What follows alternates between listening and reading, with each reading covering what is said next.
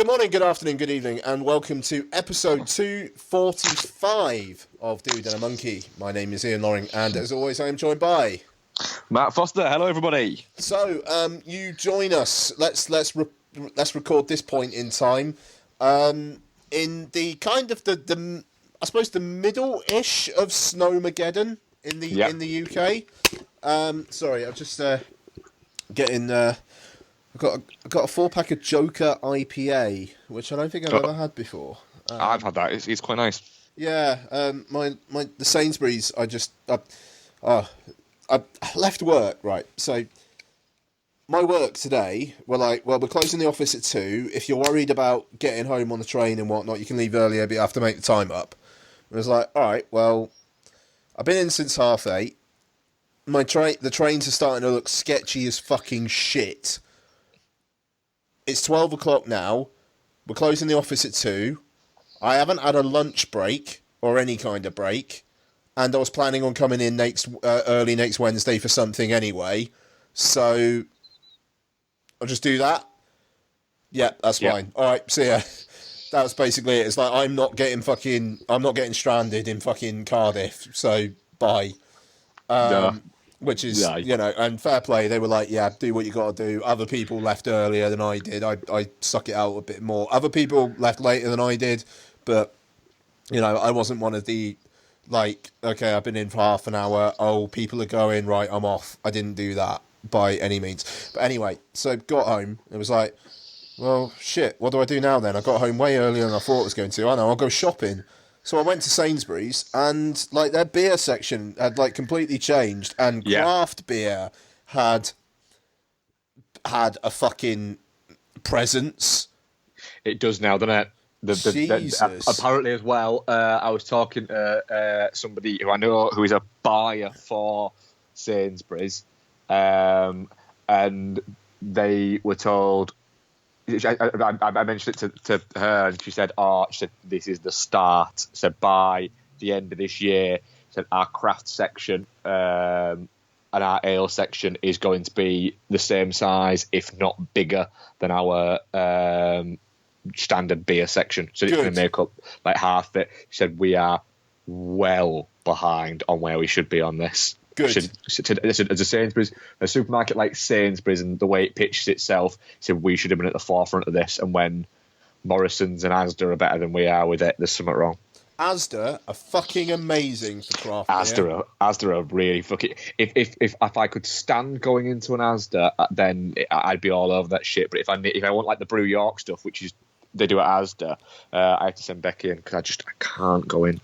Okay, I mean, we're tangenting like motherfuckers already, but fuck it. Like the thing is, Snow days. Yeah. The Asda nearest to us in Corriton has an electric car charging point. Yeah, which a lot of Asdas do, and like none of the other supermarkets do, but Asda do. And because we get free electric car charging at these points with our gas and lecky provider, it's like literally Asda have my bit. It's further out than other supermarkets, but they have my business because if I'm in there on a Saturday shop, I get a solid amount of charge because they've got some good charges there. I get a good amount of charge, and it's not costing me anything. And Asda, not as cheap as Aldi. Fucking cheaper than Tesco and Sainsbury's. Oh, it's cheaper than Sainsbury's without a shadow of a doubt, but I can't go in it. I know what you mean. Like I totally know what you mean, but One's central. Yeah, no, 100%, absolutely, no, absolutely. Don't get me wrong, absolutely. At the same time, I can charge my fucking car there. See, I'd be lucky in the fact that our Sainsbury's does have a charging point. Yeah, I mean that. Well, if that were a thing, it's not a thing for me. But if it were a thing for me, there would be that. But again, York, they seem to be all over in York now. It's quite a decent little spread for them because my centre has them as well. Oh really? I mean, they're expanding. They are expanding. Yeah. A guy who runs one of the other shops in my centre, he has an electric car and he literally used it to go to and from work, and that is it. And he charges it at work and charges it at home, at work, at home, at work, at home. That's it. Yeah, no, I mean that's fucking cracking. I think there's something, because we're staff, he gets a card that goes into it and he don't pay for it because we're staff. Yeah, it's probably Polar, the network guy, get for free as well. I think that's the one. I think that's the one it is. Yeah. Yeah, that makes complete sense. Yeah, I mean it's basically my gas and lecky provider, 100% renewable energy. It's like a green package we use with them, and we get free access to that. The gas and lecky costs, if I rag the public charging points, which I do, it basically works out cheaper than your equivalent tariff if they didn't have those extras, and I'm using 100% renewable energy, so it's a win. Yeah. And the thing is, it encourages me to go to these places. Like, I will go to a restaurant or a pub that has a public charging point over a pub or restaurant that doesn't. And it's only going to get more so in the future. But the thing is, right, West Wales, there's fuck all public charging points apart from Tesla destination charges. There are Tesla charges all over the fucking place in West Wales. Don't get me wrong, there are Teslas around. There's not as many Teslas as these places seem to fucking think there are. I want me a Tesla, something fucking hardcore. I've been very, very public on that. But and the fact that Bluestone National Park has a Tesla charger is fucking awesome. Just stick a fucking 7-watt normal electric car charger in there as well. It wouldn't fucking kill you. It wouldn't kill you. A Tesla's a different charging point. They're their own proprietary standard, and you can get a Tesla charger to Chadamo charger, which is the standard that my car uses, that most cars use.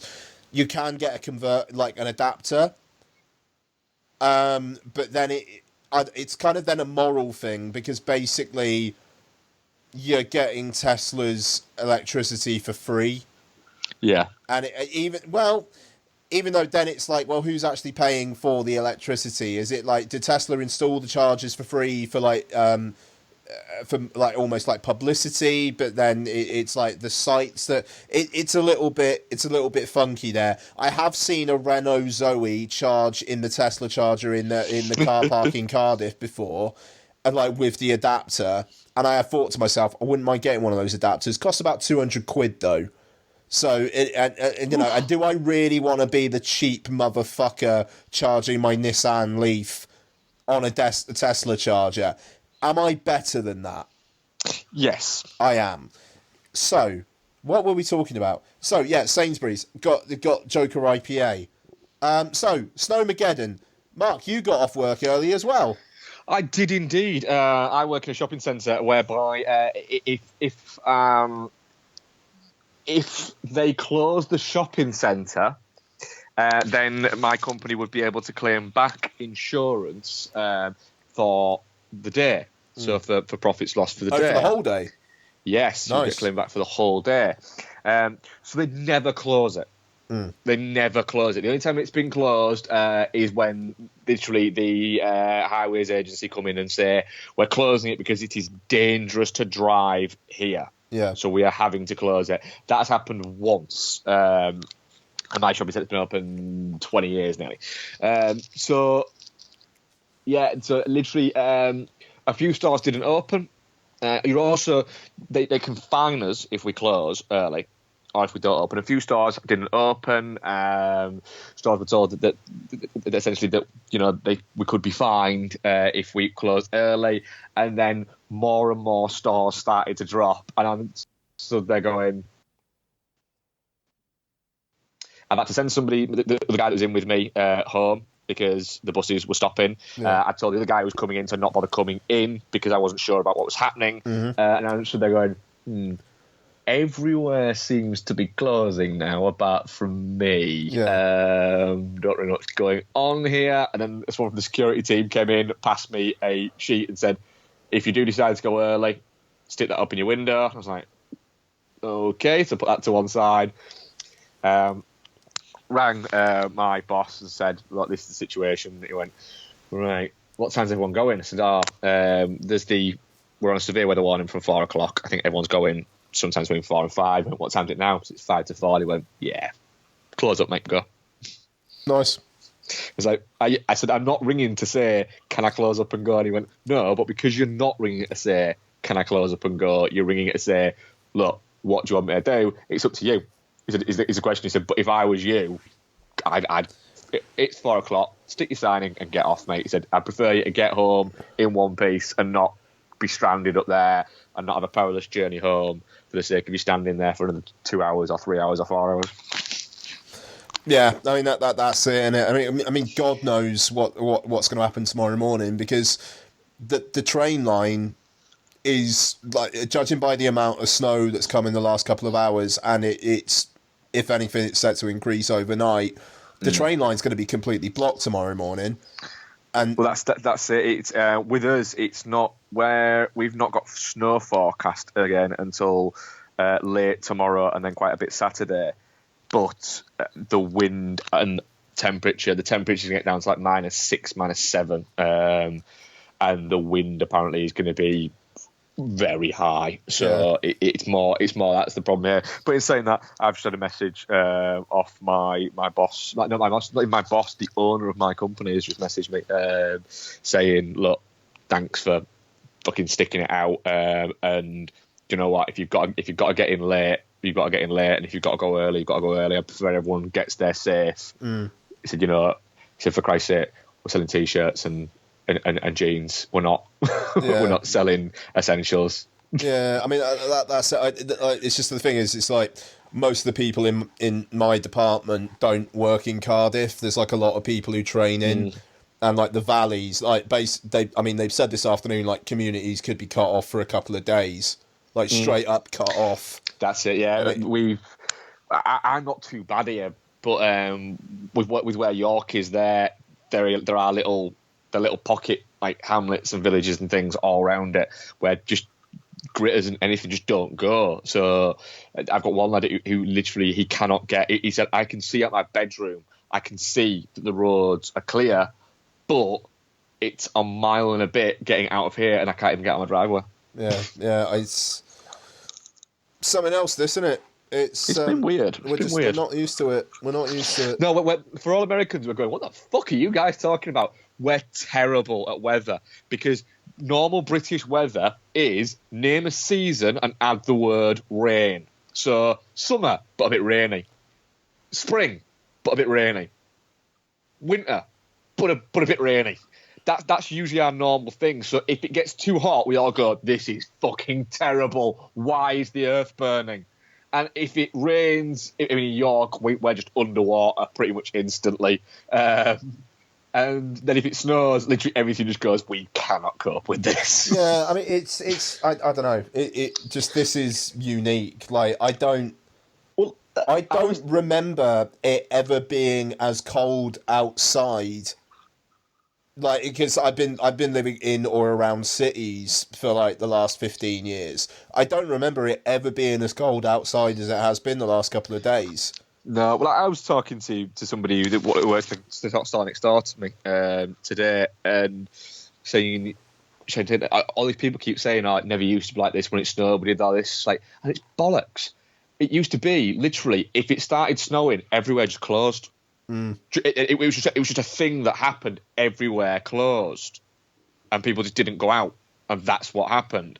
Now it's like, the reason why the confusion is because people are going, do I close? Shall we close? We're allowed to close? And you've got big companies going, you cannot fucking close. There's no way you can fucking close. You stay open. You stay fucking open. Yeah, I mean, it's difficult with my company, because we are a pension management company for some of the biggest employers in the UK, and we've got contracts with them. But so it's like it's really hard to find the bits in the contracts that are like, right, okay, we're not going to come in. And basically tomorrow, I think it is just going to be a case of fuck all people can actually physically make it in. So we're not going to be able to actually provide any kind of standard of service. You know, I mean, like, as soon as I wake up tomorrow morning and it's like, yeah, no trains are running, it's like, right, I'm not going in then. You know, that's all. That's kind of all there is to it, unless they're willing to pay for a taxi for me. Like I have a car, but I like driving in these conditions. Nah, you're all right. No, not an electric car, because if you get stuck in a traffic jam because it's all bonged up because of the roads and anything like that, you're in an electric car. You either have to turn it off to conserve your electricity and you're going to freeze, or keep it on and burn through your electricity, keeping warm. Yeah, no, I mean that's exactly it. So, hey, anyway, we're at 16 minutes in, and we're a film podcast. Yeah. So let's just talk briefly about the Patreon. So this was primarily led by me. I'm the one who suggested it. That we basically shut down the Patreon. So first off, huge thanks to the patrons. Massive thanks. We actually got more Patreons than we actually thought we'd get. We'd say. We definitely did. I'll be honest. It was more work for me than I thought it was. Or at least it felt more like work for me than I thought it was going to. Which was always our thing. We discussed doing, maybe not discussed us doing it, but when we'd sort of like previously we discussed between ourselves about the idea of these types of things, and we'd always said what we don't want is for it to end up feeling like essentially like we were doing work. Because that takes it away from it, doesn't it? And it did feel a little bit like that. So I agree with Ian that I felt like we weren't giving our best, and that felt a little bit disingenuous to the people who were paying the Patreon money. Yep. And so it was a bit like, look, the people might not be bothered about paying it and might want to contribute to the show, and the Patreon's just a nice little bonus extra, but it felt disingenuous the way we were doing it. Yeah.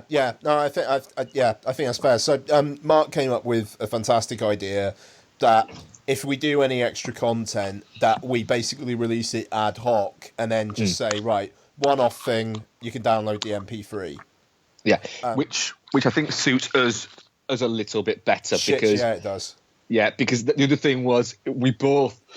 The main podcast, the podcast you listen to now, isn't going anywhere at all. But we both have quite kind of busy lives. So, for instance, I've watched 4 movies this past week, and 3 of them we're going to review, and 1 of them I'll talk about in what I've been watching. Yeah, there you go. And, you know, there's some weeks whereby, for instance, there'll be a week at some point in the future where Ian will go, I'm going on holiday and I need some films to watch on the plane there and while I'm sat on the pool or whatever and stuff like that. And then we can go, right, all right, well, do you know what? I could sneak in a few doing this. Why don't we do a insert person marathon? And then there's other times where we'll go, do you know what? Fuck it. I've got now on this Saturday or random Thursday or anything like that. Do you fancy doing a commentary of blah? And then we'll stick that out and we'll do it like that. Yeah, absolutely. And so, for instance, Brad has been fucking trying to get, like, he's had his hat in the ring every single time, basically, we've done the commentary pick.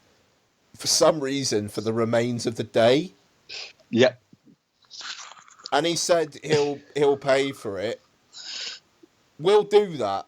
We will do it. Yep. I've got a feeling we're not going to make much money out of that.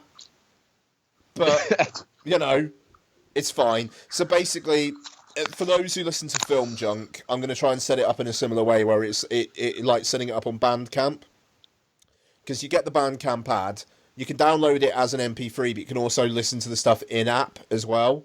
Yep. So then you've got access to all the content. So for non-patrons, I'm going to re-upload the commentaries.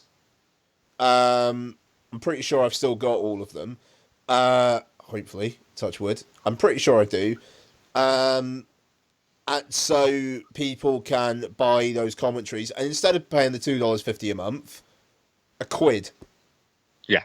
there's a commentary track. You want to listen to the Neon Demon one, but you don't want to listen to the Grosse Pointe Blank one, or vice versa, or whatever. You got a particular penchant for Gregory's Girl. There you go. Yeah, job done. So and we might, we might put random other stuff in it, but it'll never take away from the free show. And if anything, it gets back to the free show being more tangenty. Yeah. Which, we kind of did do with the Patreon one. Like, the Patreon one was like 10, 15 minutes longer usually, and it did have that. So, and so there we go. Frankly, it's going to stress me out less. Hopefully it makes Mark feel better. And yeah. And, we move along. God knows the show itself is not going anywhere, and it's not like we're going to put Oscar Bation behind a paywall or anything. No, that's no, that'll just go out. We're not going to charge people £1 to listen to us fucking ramble on for 8 hours. Yeah, no, exactly. Yeah, So Oscar Bation, nobody buy that. Oh God, can you imagine? Even though one of the Oscar Bations is one of our most downloaded episodes, it did. We got a lot of listens to one of those, didn't we? Yeah, it's odd. But yeah, Oscar Bation is coming Sunday night. We're back after not doing it for a couple of years. We'll see what happens.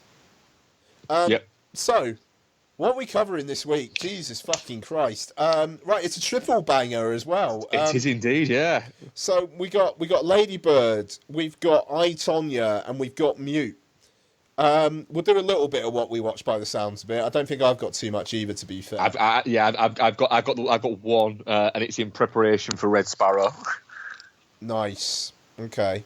Interesting. Red Sparrow. That's a fascinating. That's a fascinating thing. I like, if the weather wasn't what it was, literally right now, I'd be watching that with Paul of my work, Paul. Yeah. Because we were going out for dinner with colleagues and whatnot. He's on my team in my department, and we were going out with our team for a team meal. So we were going to go and see Red Sparrow and then go for the meal. I'm kind of glad in a way, because I kind of want to be by myself when I watch Red Sparrow. Yeah. Say no more. Say no more. I don't want to make people feel. I don't want to make someone sitting next to me feel uncomfortable, and I'm kind of like, yeah, there she is. Yeah. Oh, fucking hell. I had one of those moments today at work. What? So I'm stood at work, and I'm kind of having a bit of a wander around. I was on my own. It was deathly quiet in my centre today, obviously, because of the weather. And a young woman walked by, and I happened to glance across and see this girl walking by, and occasionally someone just slips out, and I audibly, just as this girl walked by, went, "Fucking hell!" To which she turned round and looked at me, and part of my brain went, "Turn around and walk away." And the other part of my brain went, "Wave her in the shop." So what I did was I walked away, but beckoned this girl into the shop at the same time. What the fuck? And my brain's going, "You're a dick. You are literally the worst." And then it starts going, "Why are you still beckoning her in the shop?" And I thought, I look fucking mental right now.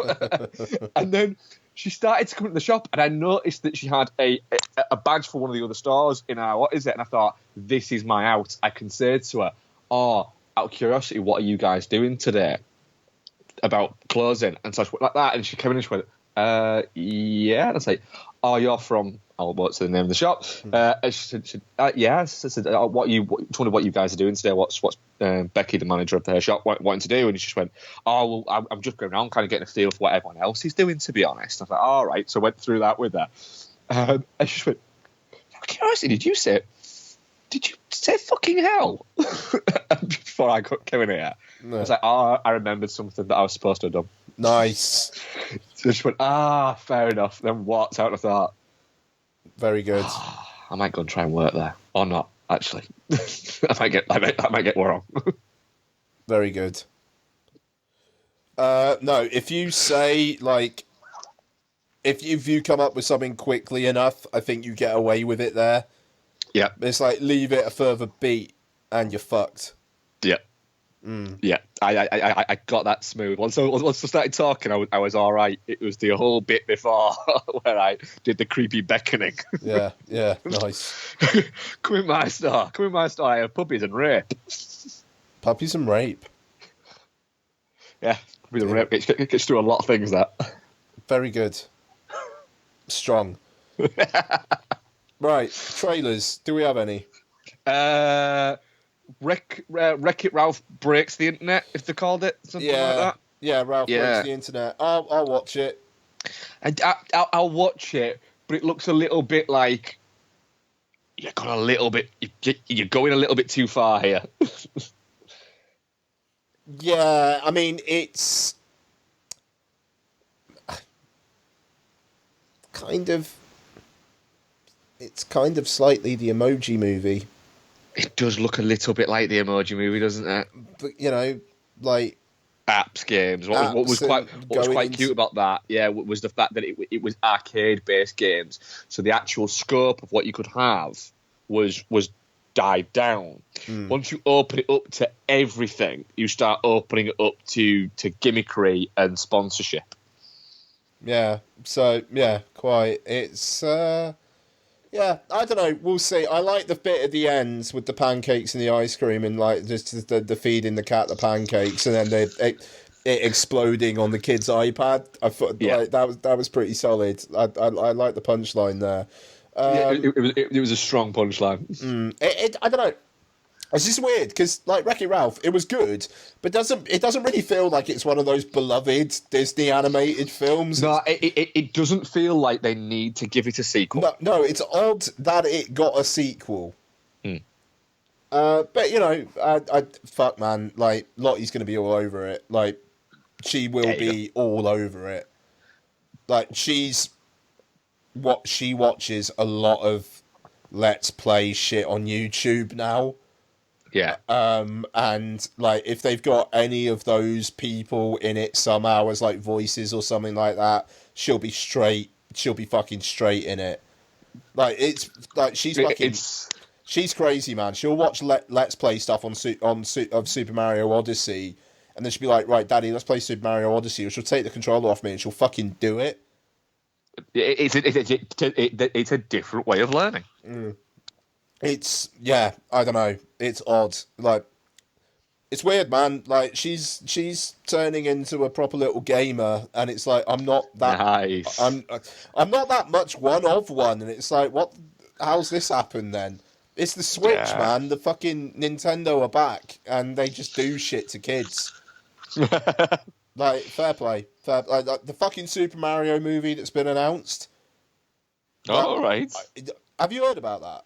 No, I've not. So Illumination.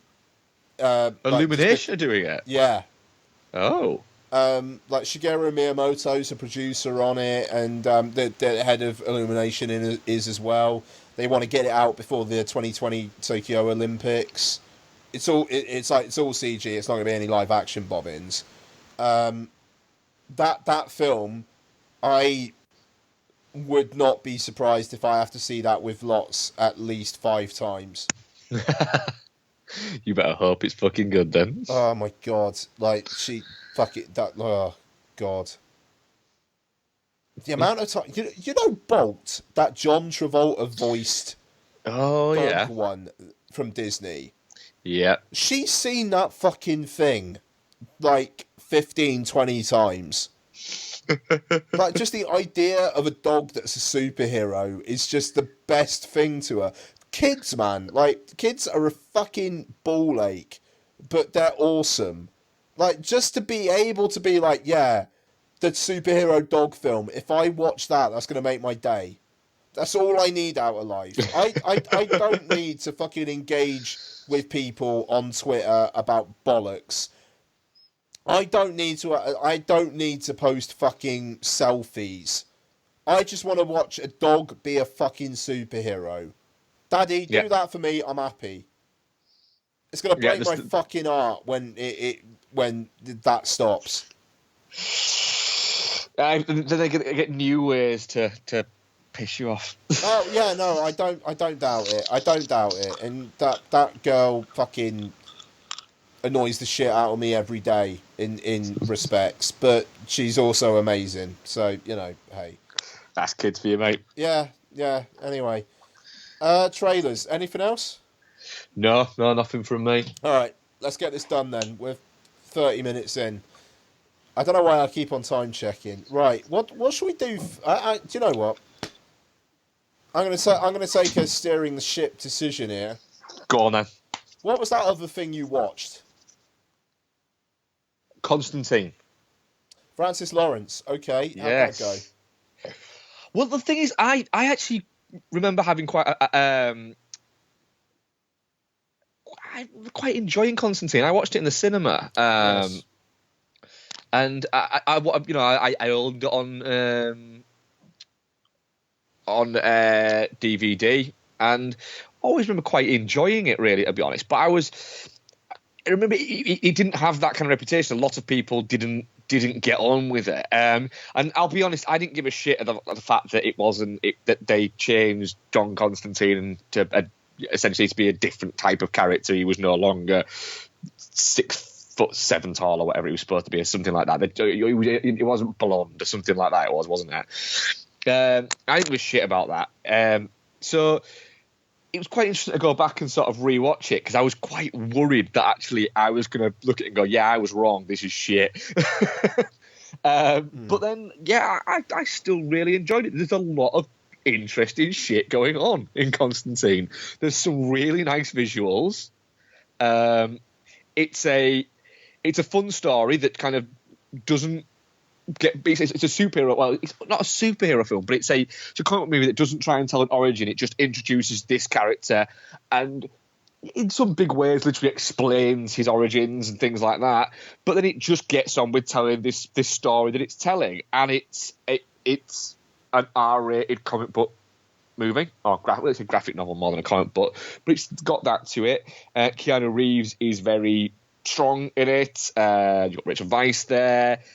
You've also got people like Shia LaBeouf's in there, and Tilda Swinton's in there, and Pruitt Taylor Vince, and Jujiman Husano, and who else is in it?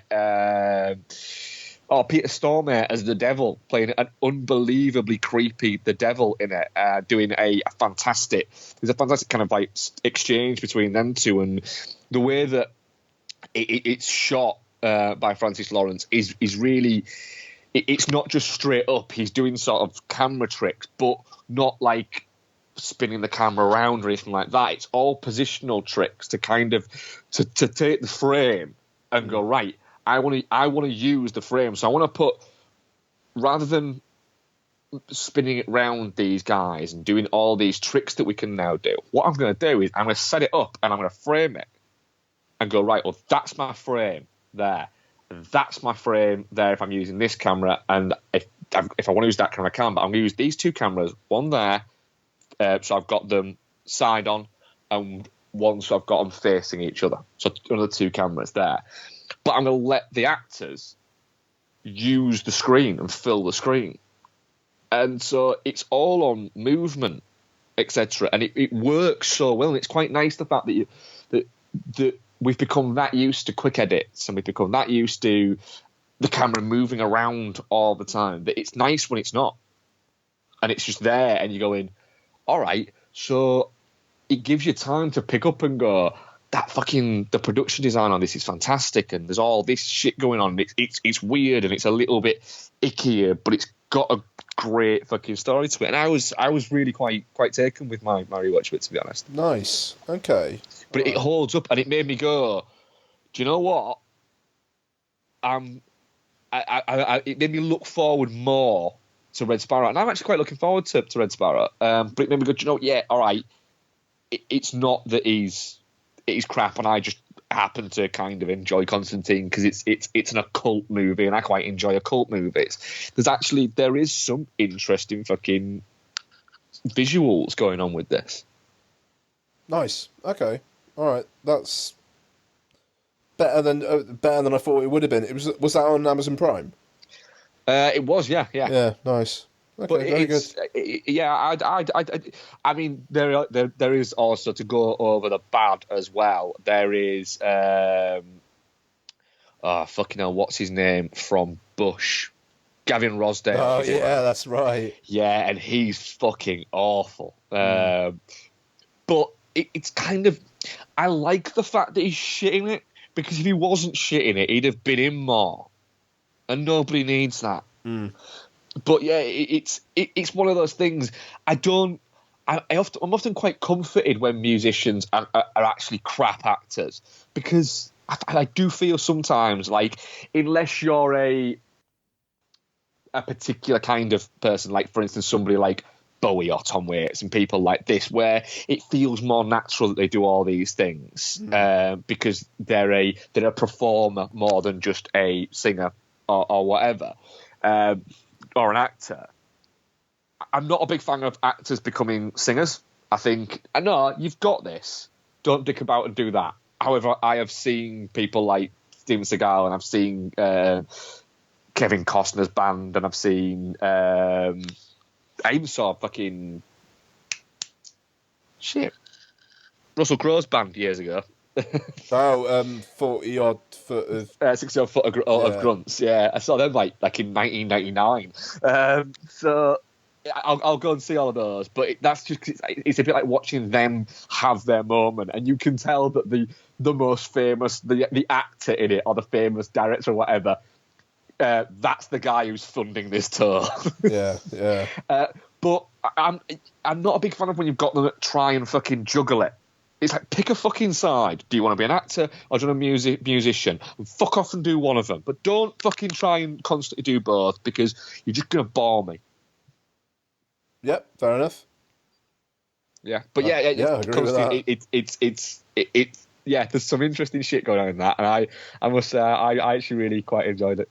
Yeah, good. So I've actually sorry, last bit on it is it's interesting that it's Shia LaBeouf before Transformers, and it's back when he was still, before he had that moment where he was the next big thing, and then everyone realised, we don't like him, so we're not going to make him the next big thing. So he went off and just started doing fucking really weird but quite interesting things.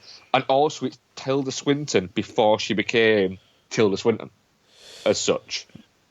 Yeah, I mean, she already had that. It was already a little bit, what's she doing in this then? But yeah, she wasn't quite on the, what the fuck is she doing in this? Like the Doctor Strange level of. Yeah, there's that, and it's Tilda Swinton before everything had to be, I need to completely transform myself to be in this. You know, she's just, yes, she's wearing a costume, but it's that she's not playing somebody 45 years older than she actually is, or a dude, or anything like that. And it's quite nice seeing her just being really quite fun in something. It's a good shout. No, God, yeah, I went to see Constantine in the cinema in uni with my older housemate Al. Yeah, that was a good time. I remember Collateral, I think, came out around about the same time as well. It did indeed, yeah. Yeah. Anyway, don't know why that came to mind. So yeah, I only saw one other thing as well. Rewatch of Thor Ragnarok.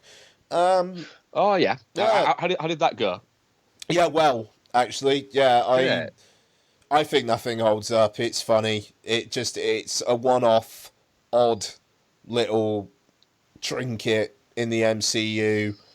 I don't think they'll let Taika Waititi do another one.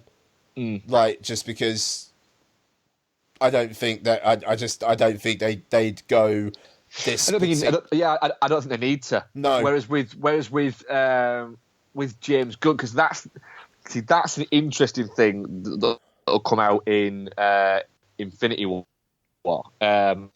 Is James Gunn, that was kind of his baby. Whereas Thor, there's already been two other people who've done Thor, and Thor's appeared in a couple of the other movies. So he's not the first person who's taken Thor and made him popular. He's just done his version of it. Whereas James Gunn, the Guardians of the Galaxy, it's kind of his baby.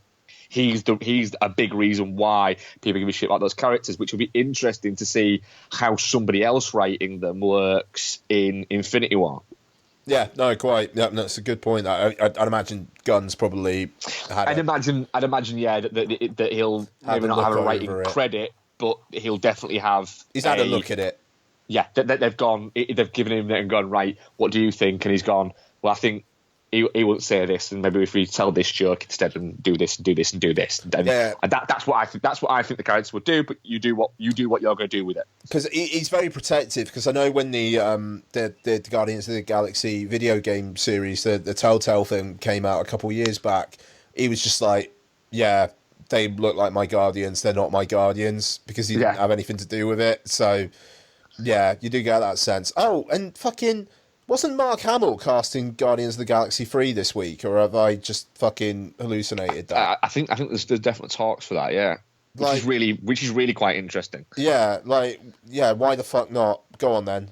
Yeah, it's why the fuck not. It very much is. Ooh, I forgot he can be in other things. And I mean, like, to be fair, like, Gunn's already said this is his last one, and he sees it as like the end of the trilogy for this set of the Guardians. You know, there might be other people that kind of coming, like, there might be people that go, there might be other people that come in future films, but this is it for his Guardians. It's like, all right, just fucking spunk it and go all out then, bud. Have the Ravagers in there, have Stallone and Michelle Yeoh in there as well, and fucking have Elizabeth Debicki come back and whatnot. Do your own fucking thing. I mean, Volume 2 wasn't as good as we wanted it to be, I think it's fair to say. But I really, really like Volume 2. Okay, fair enough. Yeah. I really like Volume 2. I need to rewatch it. I really liked it, but I think it's probably on a par with 1, but I think me having that on a par is a little bit... most people seem to have it below that. 1 is better because it's literally a half hour shorter. There is that. And that film cares far more about a certain character's death than anybody else does. We care about that actor. Yeah. Love that actor. That character. No. Anyway. So yeah, Thor Ragnarok is good. Came out on 4K Blu-ray this week, and it just makes me wish Disney would fucking let iTunes have 4K, because it would be really pretty. Fucking stupid is that, yeah. Not bad. 25 quid. It's 25 quid for the 4K disc. It's 25 fucking quid. It's greedy Disney. It's 13... Well, to be fair, most 4K discs are Dunkirk on 4K, 25 quid. You know what I mean? Even though it made me laugh that Mother's down to $6.99 in 4K on iTunes already. That thing came out like a month ago. Anyway, reviews. Let's start with Lady Bird is directed by Greta Gerwig and stars Saoirse Ronan, Laurie Metcalf, Timothy Chalamet, Lucas Hedges, the one who did August Osage County.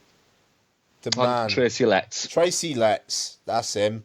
And other people. Lady Bird is about a girl called Christine, but she likes to call herself Lady Bird. She's in her final year of high school, trying to decide what she wants to do with her life. Is she going to run for class president? Is she going to be a maths genius? Is she going to piss off her mother a lot? Is she going to hook up with Lucas Hedges' relatively conservative kid? Is she going to hook up with Timothy Chalamet's rocker kid? Yeah, there we go. It's Lady Bird. Greta Gerwig. Everyone loves Greta Gerwig. What does Mark think? Does Mark love Greta Gerwig? It's all right. It's all right. It's all right. There's some... It's all right. Yeah, it's all right. That's it. There's really not a lot there in Lady Bird. And one thing I will say there is I'm going to carry out with that with people will come back at me and say, yeah, but that's because, you've not connected with it because you can't identify with the character. No, I just don't think there's an awful lot there.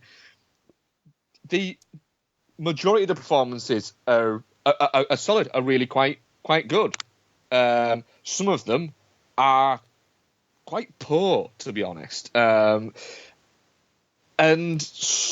all the characters feel like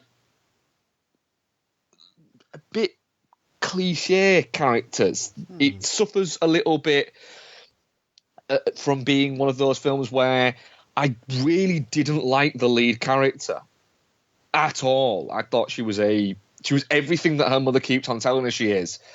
But then it was trying to make us, I don't know, connect with her. But I was like, yeah, but she's just a bit of an arsehole. The nicest person in the entire thing is her dad, which seems to be a theme for these type of movies. In that, it seems like it would seem like it's partially autobiographical from Gerwig. But then again, in saying that, she's not unpleasant to the point of where you actively don't like her. I just thought she's a bit of a dick. A lot of the characters are fine. It looks quite nice. It's not. It's 93 minutes long. It wouldn't have surprised me if Greta Gerwig doing her directorial debut and having, a very talented collection of actors there to work with, might have ended up releasing a near 2-hour movie. You wouldn't have looked at that if this movie came out and it was 112 minutes long. 20 minutes longer than it is. You wouldn't look at it and go, "Fucking hell, that's long." You'd just be like, "Well, that's pretty standard, runtime for this." But it would have been too long because I think it struggles to tell the story it's telling in 93 minutes. But in saying that, Saoirse Ronan's very good in it. Should she win a Best Actor award for it? No, I don't think she should. But Laurie Metcalf's very good in it. Tracy Letts is very good in it. Luke Hedges is good in it when he's in it. Timothée Chalamet, I thought, was really poor in it, which makes me worry about Call Me By Your Name, because he's nominated for that, isn't he? Motherfucker comes in a peach in that film, man. He's gold. Is he gold in that? That's great. Cause I thought he was great in. The other film we did this year. Hostiles. Yes, I thought he was very good in that. Yeah, but in this, I thought he was crap in this, to be honest. But yeah, I liked it more than I thought I was going to, is what I will say. I mean, I know it's going to sound like from what I've just said that I didn't, but I did like it more than I thought I was going to, because honestly, the fucking trailer made me want to punch myself in the face repeatedly. But then there was points in the trailer where when they happen in the film, you go, that's not what the trailer makes it look like. Go on. I fucking loved it. As I said to you when I came out of it, I kind of think you could go either way, really. And you haven't gone either way. You kind of gone down the middle a little bit. Spoke to me. I thought it felt rather universal in its themes of, not liking, the lady doth protest too much about not liking the place in which they come from, but then it turns out they do like the place. I thought that was quite nice. I thought the relationship with her mum, I thought, was really well played. I thought Laurie Metcalf was fucking brilliant. I liked Timothée Chalamet. The moment she busts in on Lucas Hedges making out with that guy, I actually audibly went, "Oh no." I was in. I was invested. I thought she was a prick. She was also quite charming. I thought she was very human. Which did you? And I promise I'm not being a dick, but I didn't get charming from it. I just got that she's very much. She's wrapped up in her own she was just a bit of an arsehole. I don't know. I thought she was quite funny.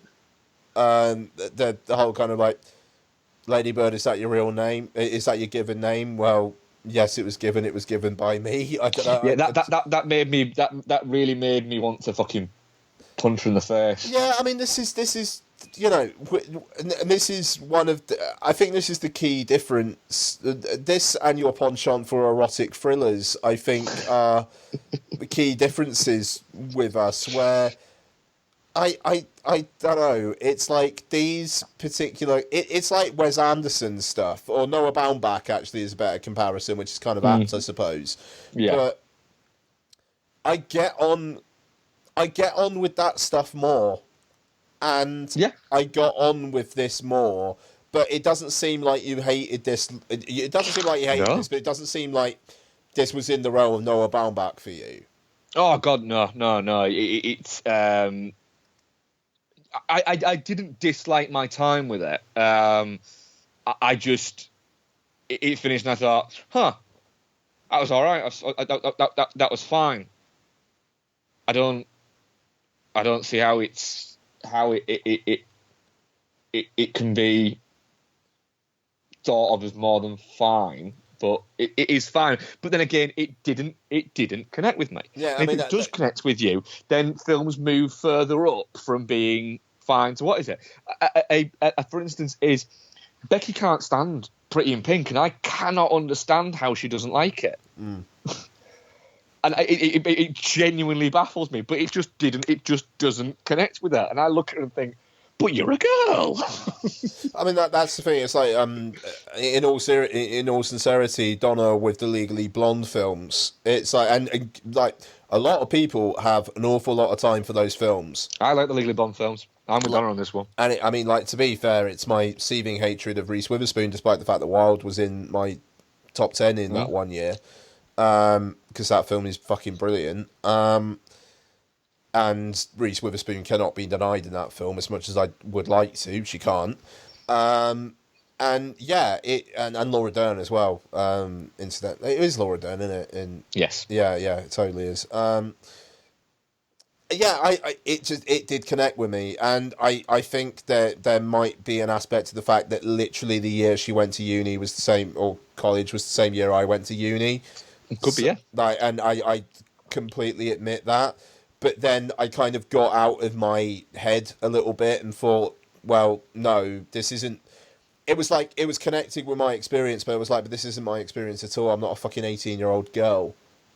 But it's little things like that. There's those little sparks that spark something in your brain that makes you put yourself in that world for a brief amount of seconds, and that's how you get connections. And it's kind of close to pandering, but it's little things that Gerwig does. Like there's one scene that literally starts with Ronan saying, "Well, I don't think it's unusual not to touch a penis," just while she's chatting to her friend.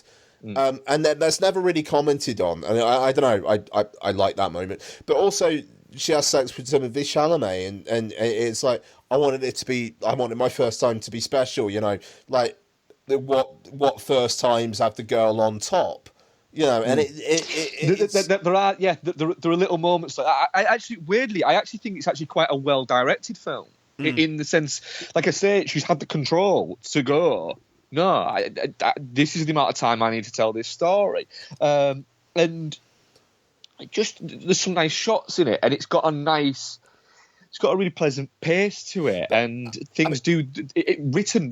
I don't think the overriding story, I don't think is that fucking. There's nothing really there, but it's that type of movie. There's not meant to be something there. There's no big moment, but there's little bits, like you say, what kind of girl, what kind of person loses their virginity on top is quite interesting. It's an interesting thing, and it made me laugh. Yeah, but I mean, just the fact that like another one that made me laugh. Sorry, another one that made me laugh is when her dad brings in the birthday cupcake, and she goes, "Do you want to split this with me?" And he just goes, "Yeah."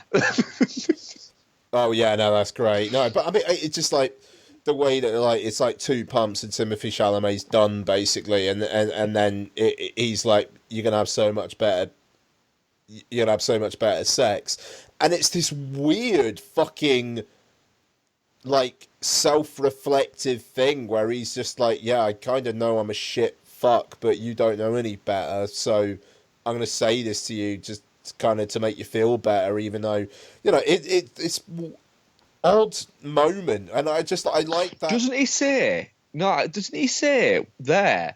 We are gonna have way better sex.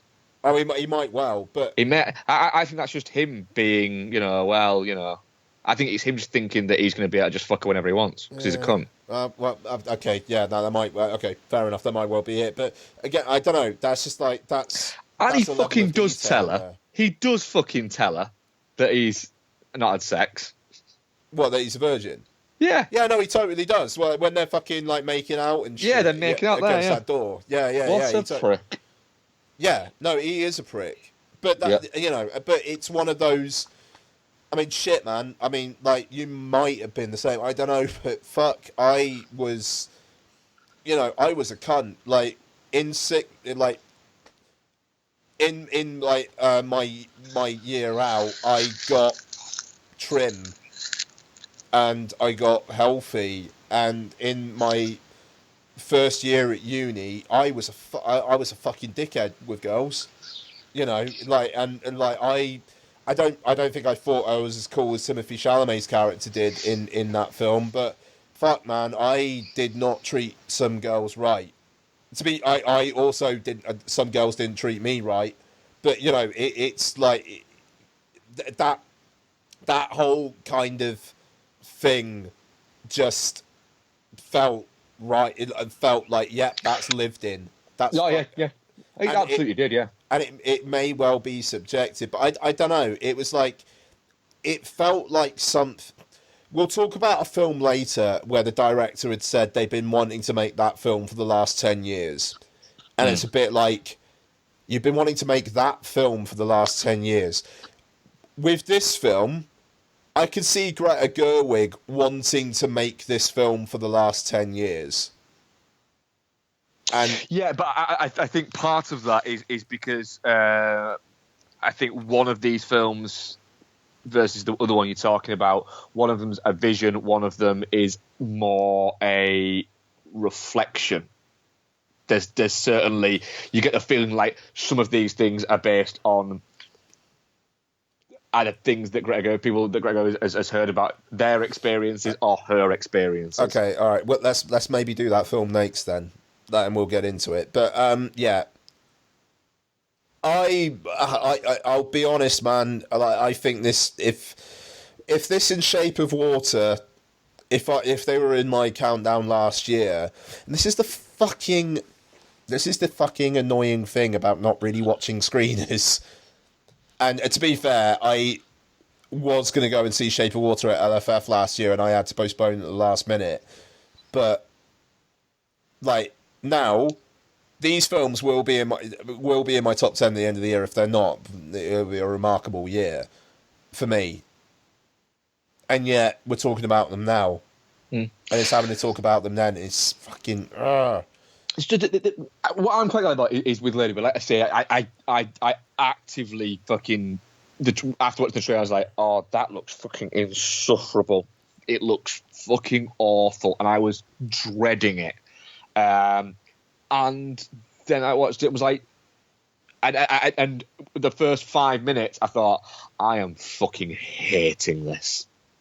And then it got into it, and I was like, all right, I'm all right with it. I'm okay with it now. I'm getting ready. And I realized, I was like, oh, I'm halfway through it, and I'm no longer hating it, and I'm not bored by it. So I'm clearly enjoying it. I'm clearly getting something out of it, and then it continues going on, and it finished. I thought, do you know what? I'm fine with that. Yeah, I wouldn't have got up in this from it and thought, well, fuck it, that's shit. There's no point in that. It was just, there was certain little bits that made me go, oh, I don't like that. But overall, it was it's fine, and I'm glad that other people are having this other experience with it and are getting on with it a lot, and getting some out of it and connecting with it, and that's fine. I just didn't connect with it. I'm not going to start ringing people out and saying, no, it's fucking just pretentious bullshit and it's all wankery. Like I would do if it was Noah Baumbach. I would tell people, it's bollocks, it's pretentious wankery, and you're fucking falling for it, you dumb cunt. That's what I'd be saying to people there. Whereas with this, I don't. I think there's a genuine heart to it, and I think there's a lot to it, and I could see why people would get on with it. There we go. All right, fair enough. Possibly because it takes a lot of nods from Pretty in Pink, to be honest. Okay. I am definitely not shit. I'm definitely not shit on it. I'd be. Oh no, I'm definitely not shit on it. It's a 7 out of 10 for me for sure. Okay, fair enough. Cool. Okay, that's good. There's no way I could turn around and say that I thought it was shit. I didn't, and I'm not touching cloth on it because my thing is touching cloth is, well, is it? I didn't enjoy it enough. I didn't think it was good enough to think, what is it? But it's definitely not shit. Sounds like a fucking win to me. I'm happy with that, Mark.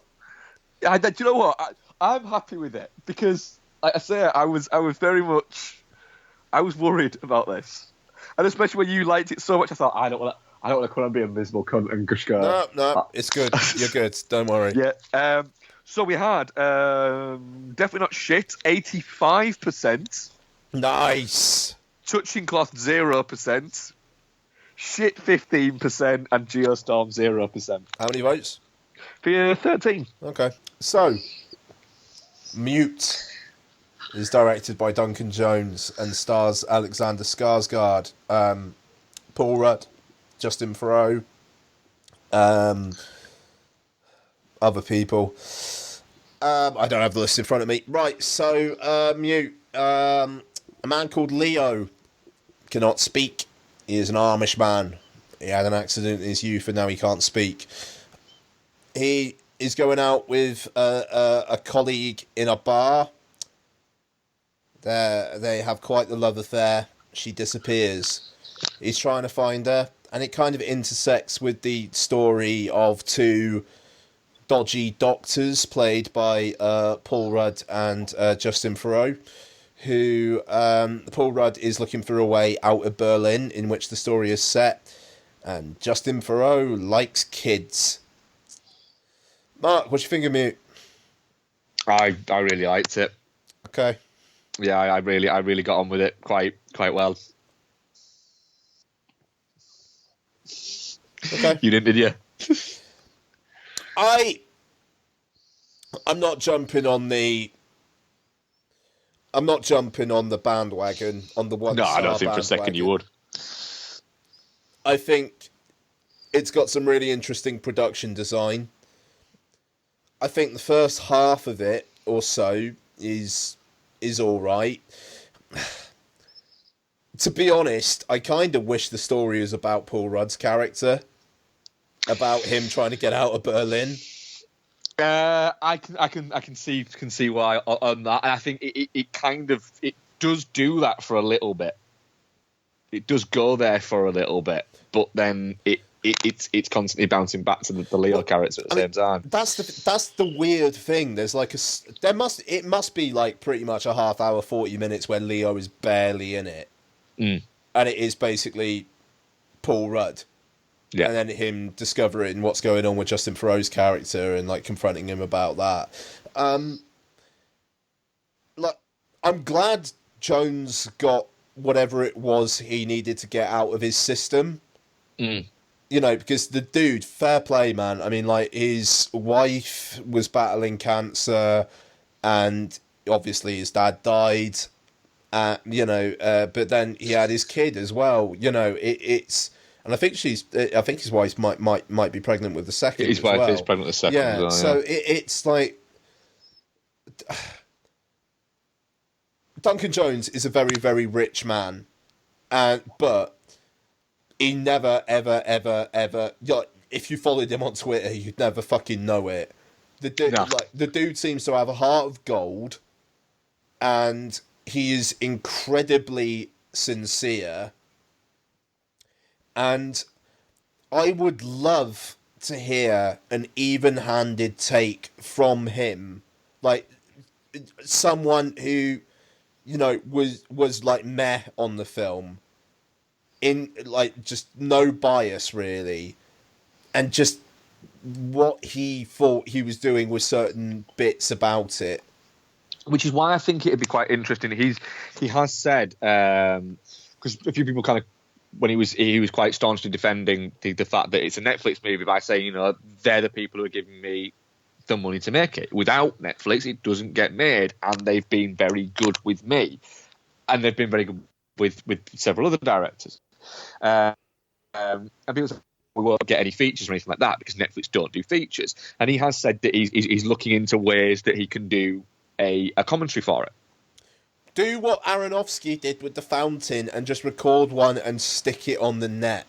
Well, I think that's what he's going to do, but I think at the moment he's kind of got to wait and sort of see what Netflix say about that. Fucking, like, the thing is, what, like, Fox wouldn't... You think Fox maybe would have had an issue with him doing a commentary? I'm a little... Maybe there's a maybe contract. I don't know. It's been like over 10 years since The Fountain. Maybe shit's changed, but Netflix don't give a fuck. Oh no, I don't think Netflix would care. It's weird. I think it's one of those where I would think that in the next few months, I would think we'll get some form of here's a mute commentary if it's something he wants to do, which he said he was exploring looking to do it. I think it's probably just the thing is what a lot of people forget about these kind of things is mute has been like it's all he's done for like a solid year. Maybe he just needs a little bit of time away for it, let the fucking dust settle, and then he can come into it going, right, well, to explain this is why this happened and everything like that. Whereas if he did one now, he's doing it based on the experience of mute now. And maybe it'd be more interesting to hear it a month down the line. So, apparently Mute was originally a contemporary set tale that didn't have the sci-fi stuff and didn't have the moon references originally. And I don't know why... The moon thing, it kind of feels like almost a concession to the fucking everything has to be a connected universe.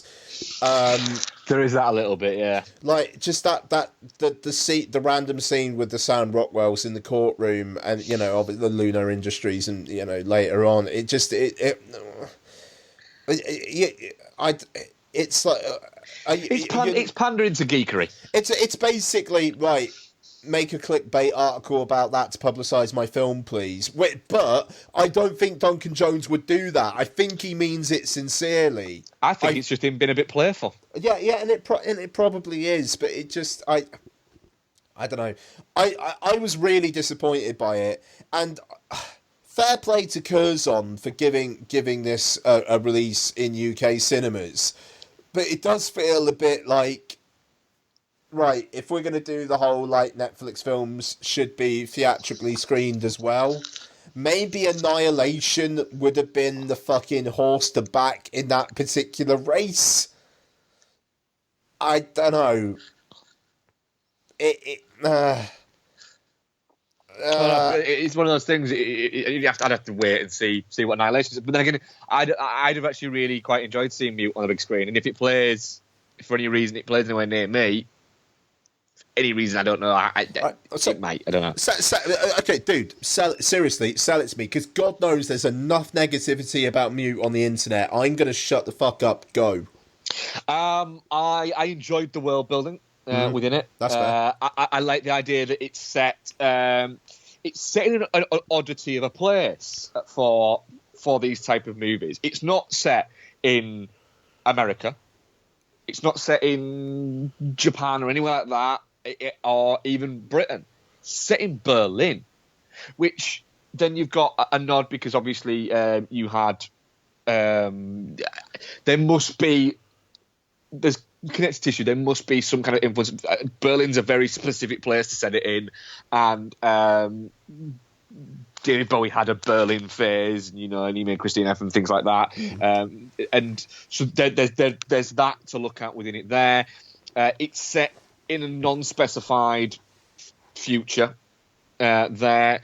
But you've got this this odd thing that's happened in the world whereby it's dropping you in it and essentially saying, look, you need to this is what's happening. You don't need to understand it. It feels, I got a similar feeling to it. Like, it's set in this world, but it's not quite this world, in a similar vein to Warriors and Streets of Fire. That it's this world, but dialed up that little bit extra to a certain side. I found that really interesting. I will admit that I didn't find the mystery element of Alexander Skarsgård's character as interesting as I did the quasi fucking MASH references in with Paul Rudd and Justin Theroux, which was quite interesting. Their relationship is very, you've got Paul Rudd essentially going for a fucking Neon Elliot Gould in it, which was really fucking interesting. In that, down to the fact that they're military doctors essentially. Yeah, that's really fucking interesting. And Paul Rudd's very good in it. It's very nice seeing him not just. You've still got quippy Paul Rudd in it because he is still quite amusing, but he's also, we're not used to seeing Paul Rudd being an outright dick, and he is a dick in this. He's a thoroughly unlikable person in this. He. As his child, that he doesn't give a shit about the kid at all. It's just property to him. It's not even property. It seems almost like he's more likely to get back to the US with the kid in tow. I did not get that at all. That's fascinating. What? I thought he wanted that kid. No, he don't give a shit about that kid. He literally will leave it to go off and get pissed, or go off and get laid, or go off and whatever. It's a thing to him. It's not a child. That's something. Fuck. He does it literally. There's points where he goes to where he goes to not pick her up as in physically pick her up, but got to pick her up, and he's constantly just looking round for somebody else who can look after her. Well, can you look after her? I need to go and do this. Can you look after her? And it's not even stuff that he needs to go off and do all the time. Oh, dude, but shit, man. Like, okay, but, he confronts Justin Theroux about the kiddie fiddling and whatnot. Yeah, and but at the end, Theroux turns the screen at him. Yeah, and I know, but I think that's just a reaction that anybody would have to that. I'm not entirely sure about that. That it happened. I don't think he's a shit about that kid. Wow. I think to the point of where I do think that he literally just thinks I might be able to get a little bit more with that. It's property to him. It's not like this kid is everything to him. If the kid is everything to him, why does he keep on fucking off and leaving her with prostitutes in a brothel? Because not all prostitutes are horrible? Not all prostitutes are horrible, but he's got he's got the kid there while essentially the guy he still sees him as like an uncle figure is basically picking which woman he's going to fuck right next to the fucking kid. And he's just, well, this is all right. And I'll leave her with this, and I'll leave her with this, and I'll leave her with this. And, I'm going to go off and do this, I'm going to go off and do this. We need to go off and get pissed. All right, it's all right, blah, I'll have her. There's that. I didn't see that. It's more property. But then the reaction as to Justin Theroux is, oh, fuck, why haven't I seen, oh my God, what if he's done this to my daughter? And it's a standard paternal thing that kicks in. And that moves from there. I thought Justin Theroux's character was quite good in it. In the fact if the kid didn't mean that much to him, why would Justin Theroux turn the screen in the first place? Because he's just doing it to fuck with him. He's just doing it to fuck. That's not Paul Rudd. That's Justin Theroux doing that and saying, "Look, but Justin Theroux's interpretation of what Paul Rudd thinks of that kid." Yeah, it is, but Paul Rudd just seems to not. He seems to want to have the kid, but not actually have any interaction with the kid. There's there's very little interaction between him and that kid. No, I agree with that, but I don't know. I like the whole kind of like the when he. What's just there's more interaction between Alexander Skarsgård, between Leo and the kid than there is with Paul Rudd and the kid. Well, yes, but I don't know. I think that's because Alexander Skarsgård is the hero of the film, whereas if it was Paul Rudd's film, I think things would be different. Yeah, absolutely, yeah. Which, if anything, is a criticism of the film. Sorry, go on. It's a film of unpleasant characters, with a centralised character who is willing to do unpleasant things for what he thinks is right. Sorry, I'm going to be quiet. No, that's it. But yeah, I enjoyed it. I like the world building. I liked the visuals in it are very good. I didn't care that much about the murder mystery element of it, but I enjoyed spending time seeing where these characters were going. Because you know Paul Rudd's character's not going to get away. You know he's not getting away. It's just, how does he not get away? Which one kills him? But I don't know. I mean, there was interesting stuff, like the person saying at one point, like, look, Berlin's not as bad as you think it is. You know, and just that, like, let's explore that a bit. Like, how interested are we in Leo, really? Not that interested, no. No, he's not that interesting. You know, okay, he's mute. That's about all that's interesting to him. He can kick some ass, great. You know, Rob Kaczynski and Noel Clarke, I thought they'd have a bit more to do. It felt. I'm sure it wasn't, but it felt like it was a bit, we've got these people, we need to film it now. Like The Post in that respect. Or even Trainspotting 2. Maybe a little bit. Well, this is interesting, the fact that what you said about it being it's sort of like in the making sort of 10 years, and he's been wanting to make this movie 10 years. I think that sometimes with filmmakers, that can actually be a negative, because you start out with one story and then you build that story and you go, right, this is a story I want to tell, and this I want to tell it. And then if you've got too long, you can almost start putting too much extra in there. And I've got that, and I've got that, but now I've got this idea. And actually, what I'm doing with this character is I want this character to go over here, and you want him to do this, and I want him to have this, and I have that. And then you go in, and when you actually sort of start doing it, you're going, I've got a little bit too much. And because I've got too much now, it's taken too much away from this element of it. And it can be a little bit like, this is the mute movie that Duncan Jones wanted to tell now, but maybe the mute movie that he wanted to tell 3 years ago was different, or maybe the movie he wanted to tell 10 years ago was even more different to that. And it's then you're picking out, well, it took me by surprise, the context of the movie and everything like that. I wasn't expecting this. No, I mean, yeah, no, quite. I don't know.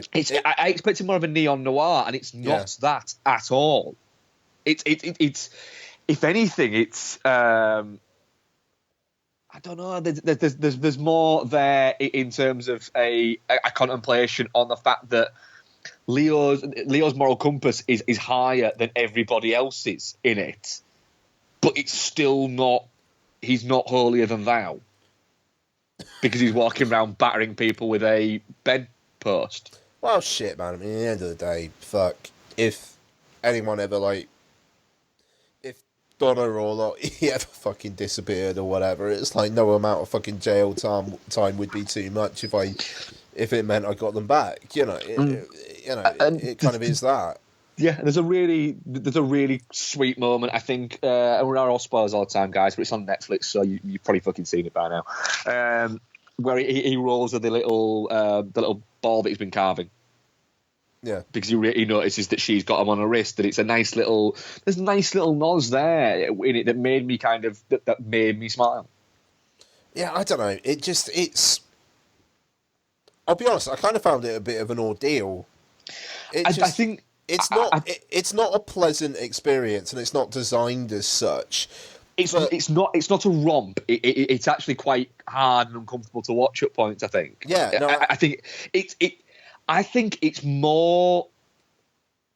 It's closer to art house than sci-fi, and I think that has thrown people out of whack with it. Yeah, but not art house as in flamboyant art house. More 80s fucking German art house. Yeah, okay, that's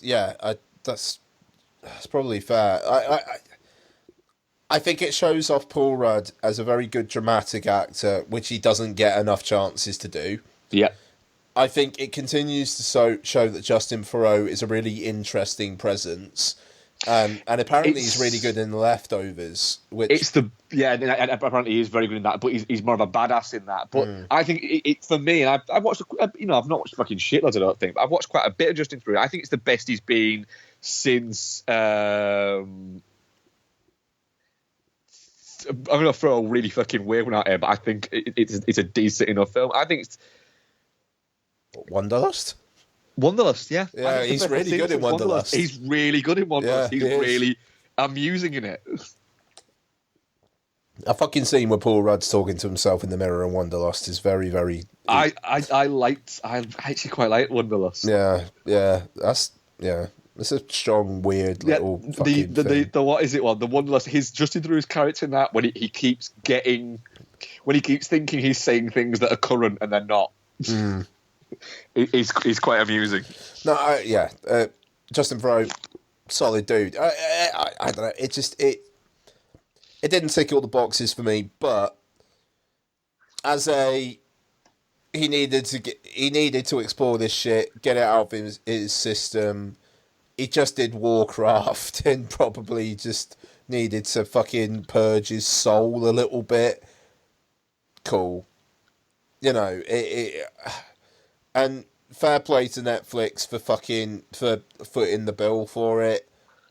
It kind of feels almost a little bit like a psychiatric session, as a lot of art house films do, to be fair. Yeah. And I hope he makes something I like more next time. Which is fair enough, yeah. I think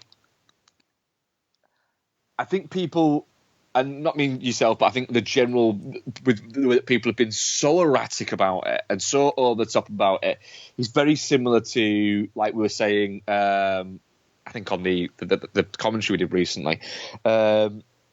People have been over the top about Bright, and people have been over the top about this, and people were over the top about the Cloverfield paradox. Mm-hmm.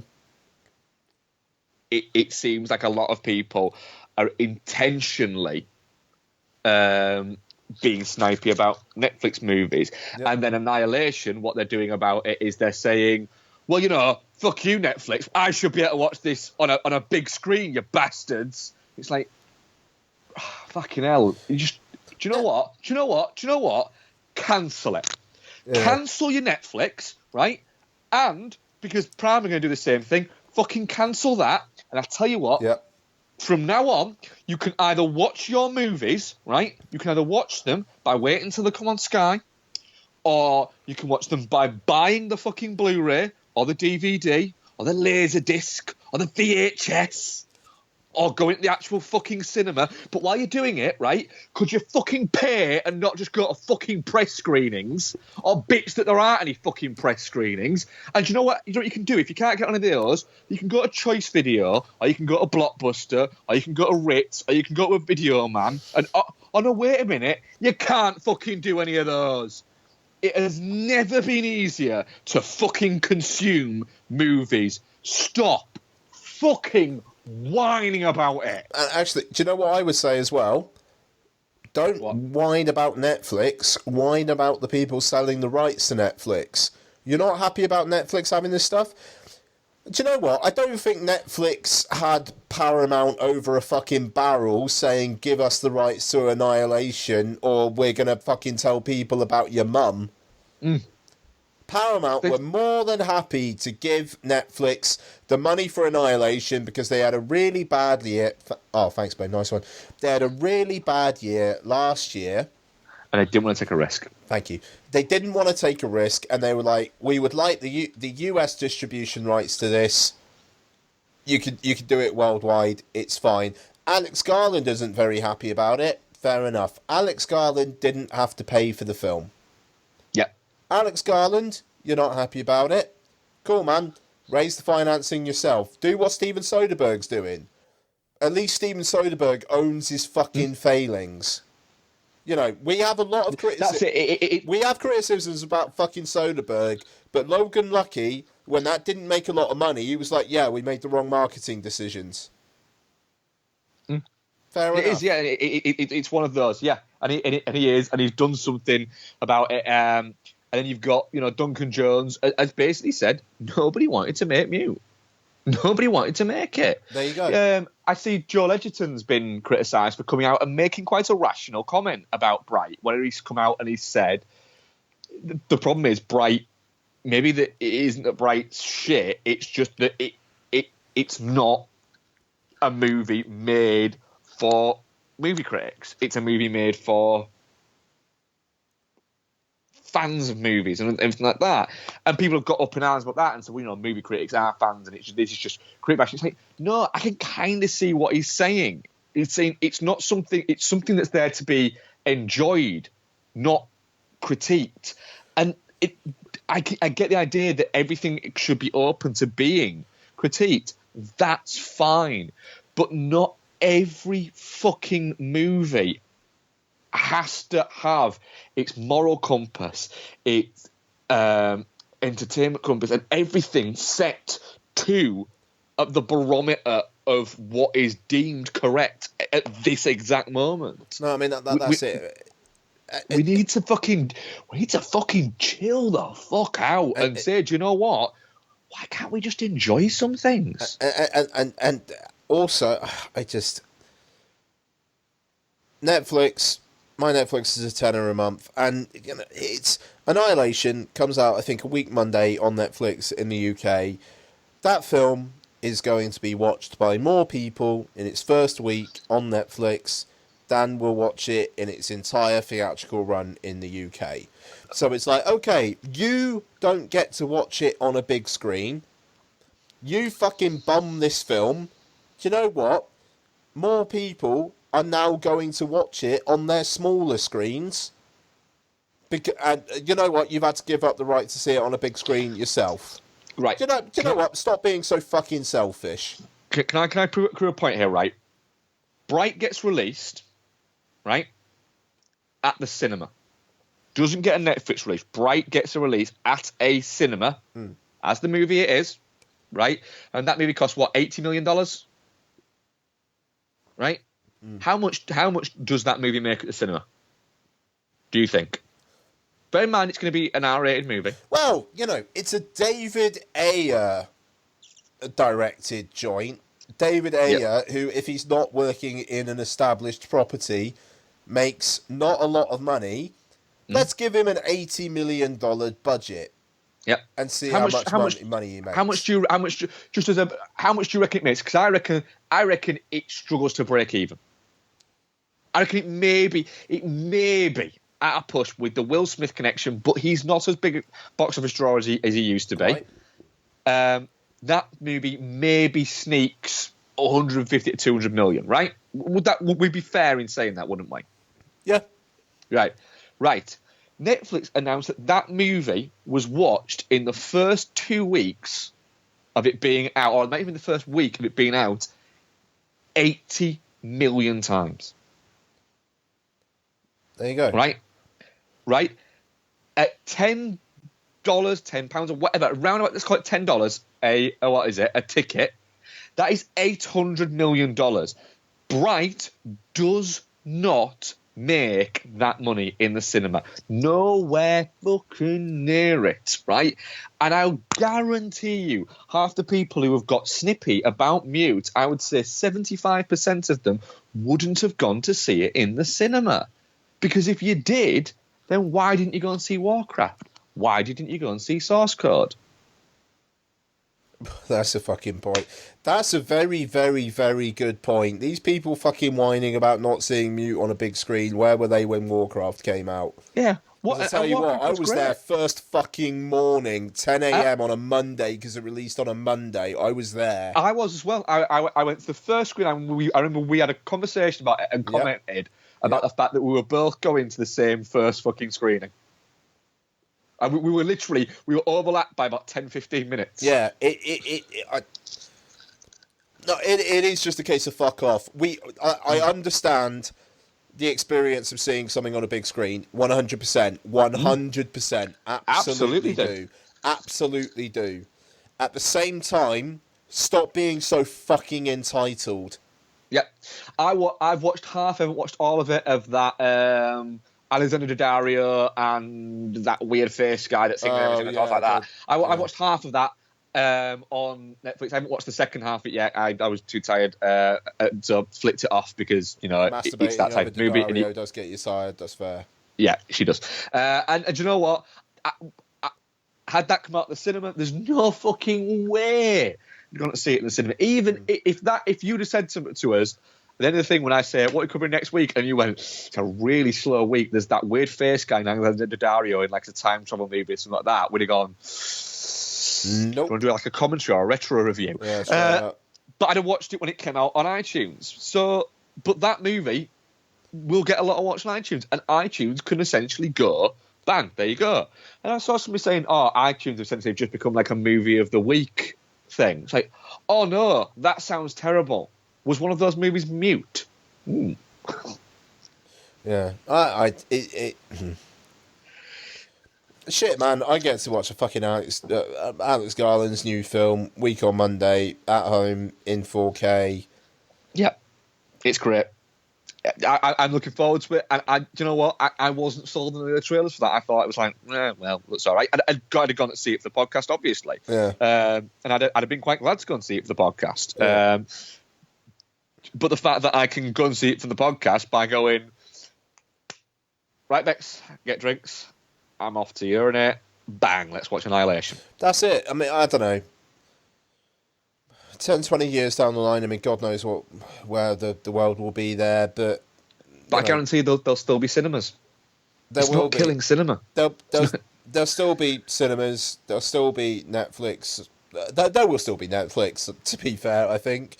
And, you know, it will all coexist. Yeah, the films that would have been in the cinemas may now be on Netflix in some regards, but shit, man, is there really that much of a fucking... I mean, the whole communal experience of the cinema, it's not a communal fuck. It's not a communal experience. Yeah, I mean, like comedies, yeah, people laugh a lot. Maybe just laugh if you think something's fucking funny instead of whatever a fucking room is doing. It's I don't know, it's weird. Anyway, Mute, what was the poll? Oh, definitely shit, by the way, sorry. Oh, I'm definitely not shit on it. Definitely not shit is 27%. Okay. Touching cloth is 0%. That's interesting. Shit is 67%, and Geostorm is 6%. Okay, fair enough. No, how many votes? 16. Yeah, okay. Yeah, I genuinely wish I wasn't there, and I'm not, you know, shit, man. If it was in my fucking, like, bottom 10 of the year, it would be a really bad year. Yeah, it's not going to be anywhere near my... that fucking bad. It's not going to be near my top 10 of the year or anything like that, but I enjoyed it, and I could see myself watching it again. I don't think... I don't know. You know me with the kids stuff. Like, it just... I can't fucking deal with that. Anyway. Yeah. Right, final review of the evening is Tonya, directed by Craig Gillespie, starring Margot Robbie, Alison Janney, Sebastian Stan, and others. So, it's an unreliable narrator telling of the Tonya Harding story. Redneck ice skater who... found infamy through an incident involving a fellow kind of competitor / teammate, Nancy Kerrigan. And it's... I don't know. It's basically kind of a true life biopic meets My Name Is Earl.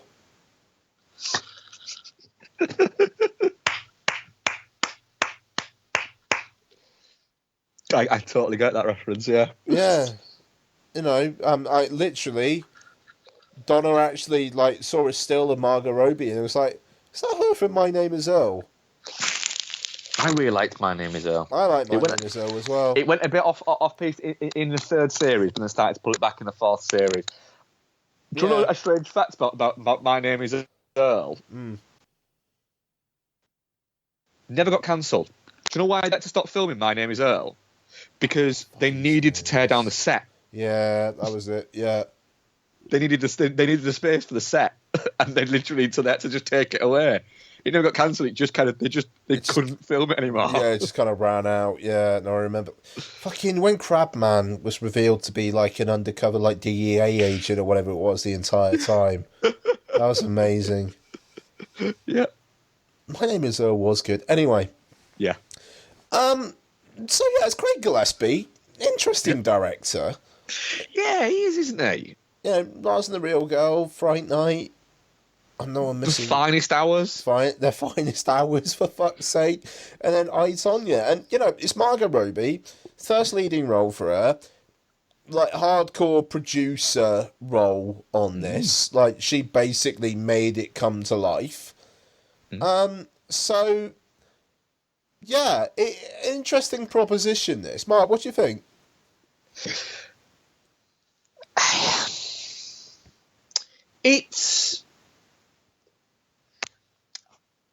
I'm a little bit confused, really, by this movie.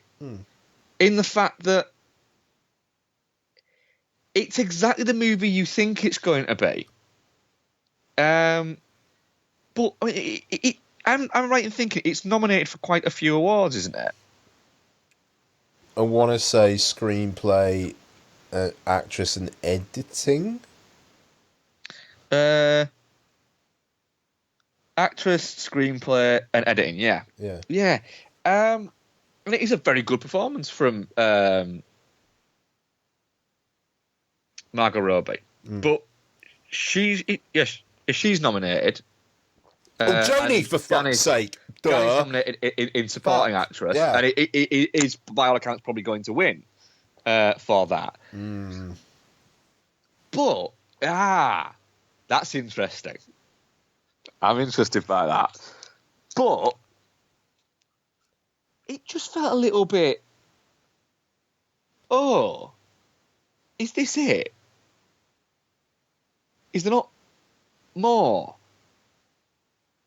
And I don't want there to be more because it's really fucking long.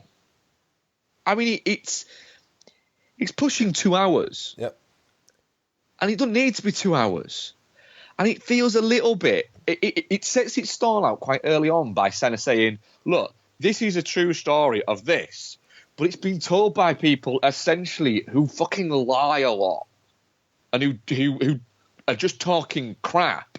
So it's trying to say, right, this is a true story, but told by people who lie. So make of it of what you will, but all at the same time kind of saying, but it is very skewed towards Tonya Harding than anybody else. Which might be the most accurate version that's come out there. You know, Steve Rogers and Craig Gillespie know a lot more there. Interesting the fact that Steve Rogers wrote it and it's starring the Winter Soldier. It's and acting wise, it's very good. But isn't it just another one of these biopics that are very niche biopics made by a director who hasn't really found his groove a little bit? It finished, I thought, right, yeah, I've just watched a Tonya Harding kind of biopic that isn't a straight up Tonya Harding biopic. It's got all of these affectations and this these fourth wall breakings that just happen at random fucking moments, and it feels a little bit like they've gone, right, we want to tell the Tonya Harding story as if it were Goodfellas, but it's not Goodfellas. I mean, to be fair, I think it knows its place as a kind of a lower rent Goodfellas, even lower than that rent. Yeah, I don't think it's trying to be anything more than that, but it's just, I don't know. I felt a little bit let down by it. I enjoyed it. Maybe I went in there thinking there was more to it than there actually was going to be, because it had started to get played up and it's got awards buzz for more than just performances, and that feels a little bit strange. And I really like Alison Janney as an actress. I really do like her, but she's been a lot better in things than this. So the thing is, right, Alison Janney, quite like on the surface, comparable to Frances McDormand with Three Billboards, where it's like sweary funny. But with Three Billboards, Frances McDormand is the lead actress, and she gives this like three-dimensional thing. Alison Janney, it's a cartoon character. It is, and like, what is her last main scene in the film? You're kind of hoping maybe something's going to bust out there, but then it's like, yeah, you had a tape recorder on you, and she's like, well, I meant everything I said. And it was like, but the film doesn't earn the fact that she did mean everything she said. It's like, right, is that the thing that makes us think that was a brilliant performance because she was just trying to inspire a kid the entire time? No. She's just a shit mum. Yeah, she is. She's just a dickhead. Yeah, it's so.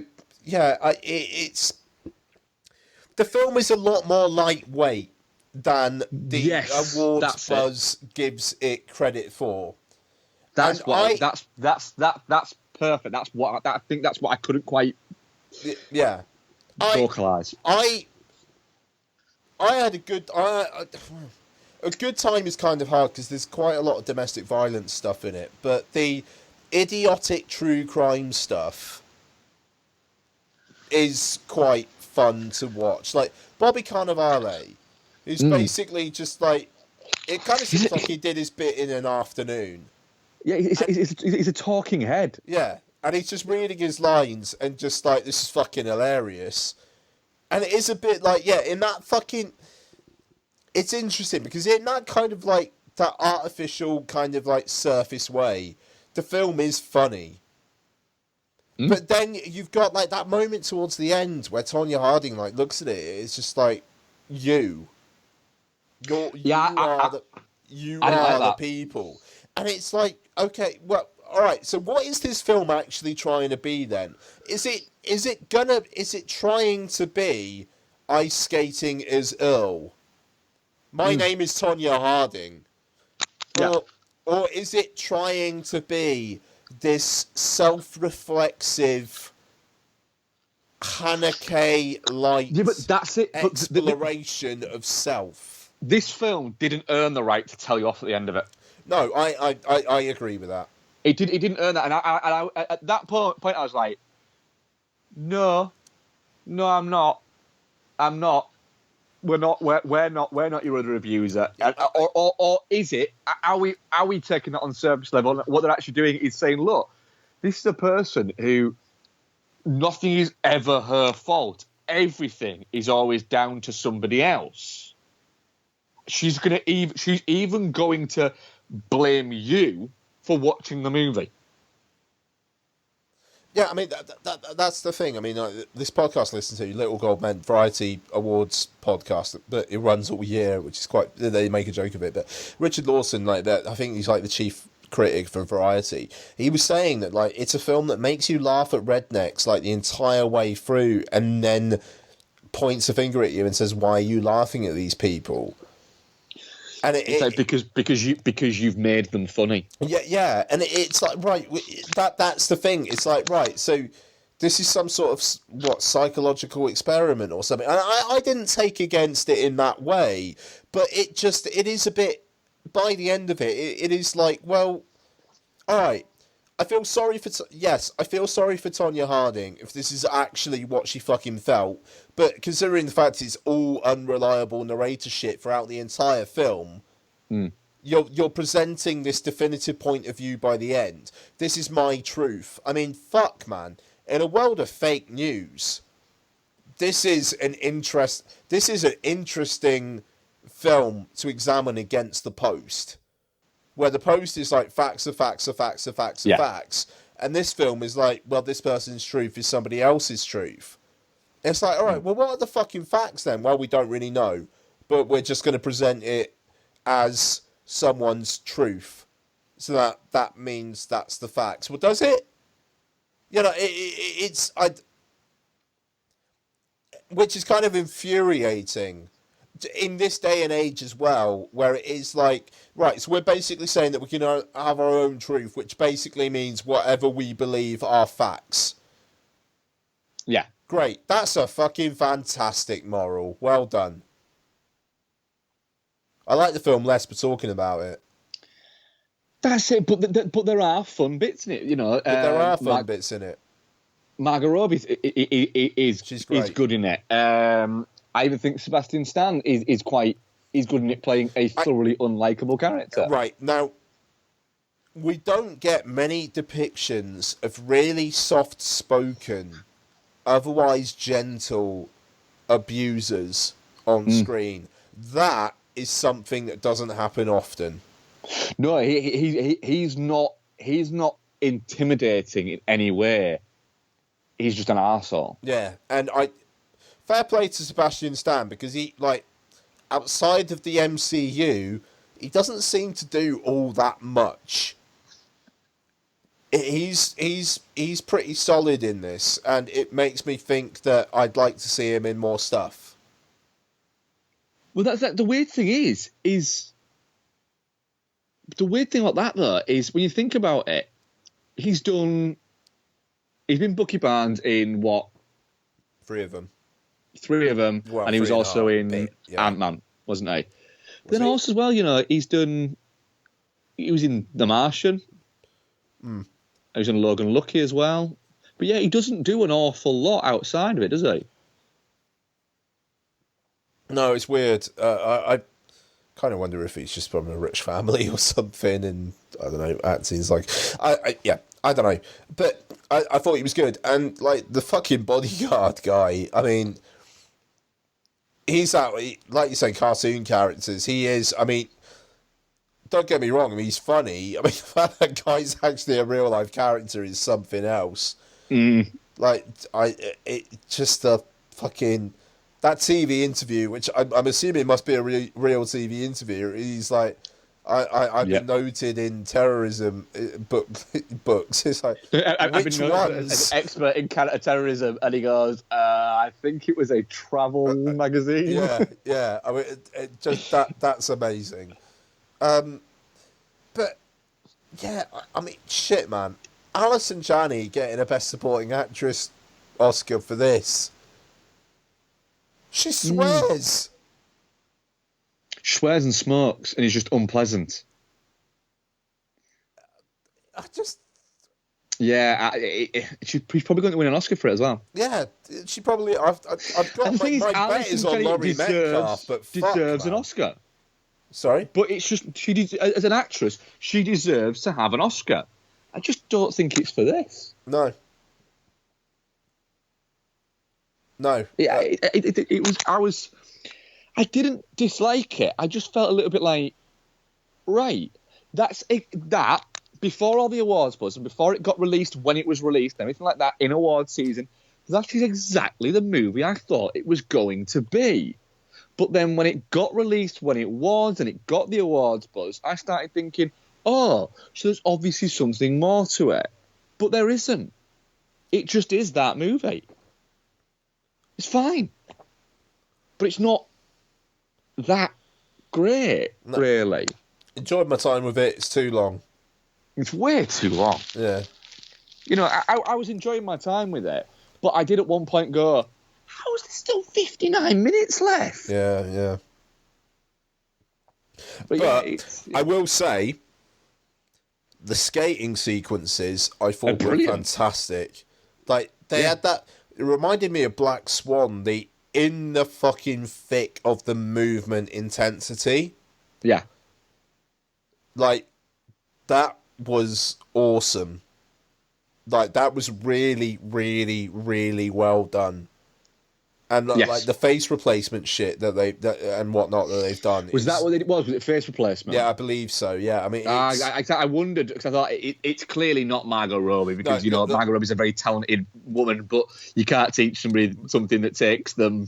It's not like boxing where you can teach people movements and shit like that. There's no insurance they could get for her to do that shit. She said in interviews that it's basically like she had to learn how to move like a figure skater, like just in terms of like on the rink, like the before it all kicks off shit she would do, but then it would kind of turn from there, and fair play, that stuff is good. Yeah, it is. It feels like an indie film that has been boosted up because Margot Robbie is apparently a really nice person and someone that the industry does want to pump up, and so it's almost had like an artificial lift from that. But I mean, shit, who else is nominated for Best Supporting Actress? I mean, like Octavia Spencer in The Shape of Water. You know how much I love The Shape of Water.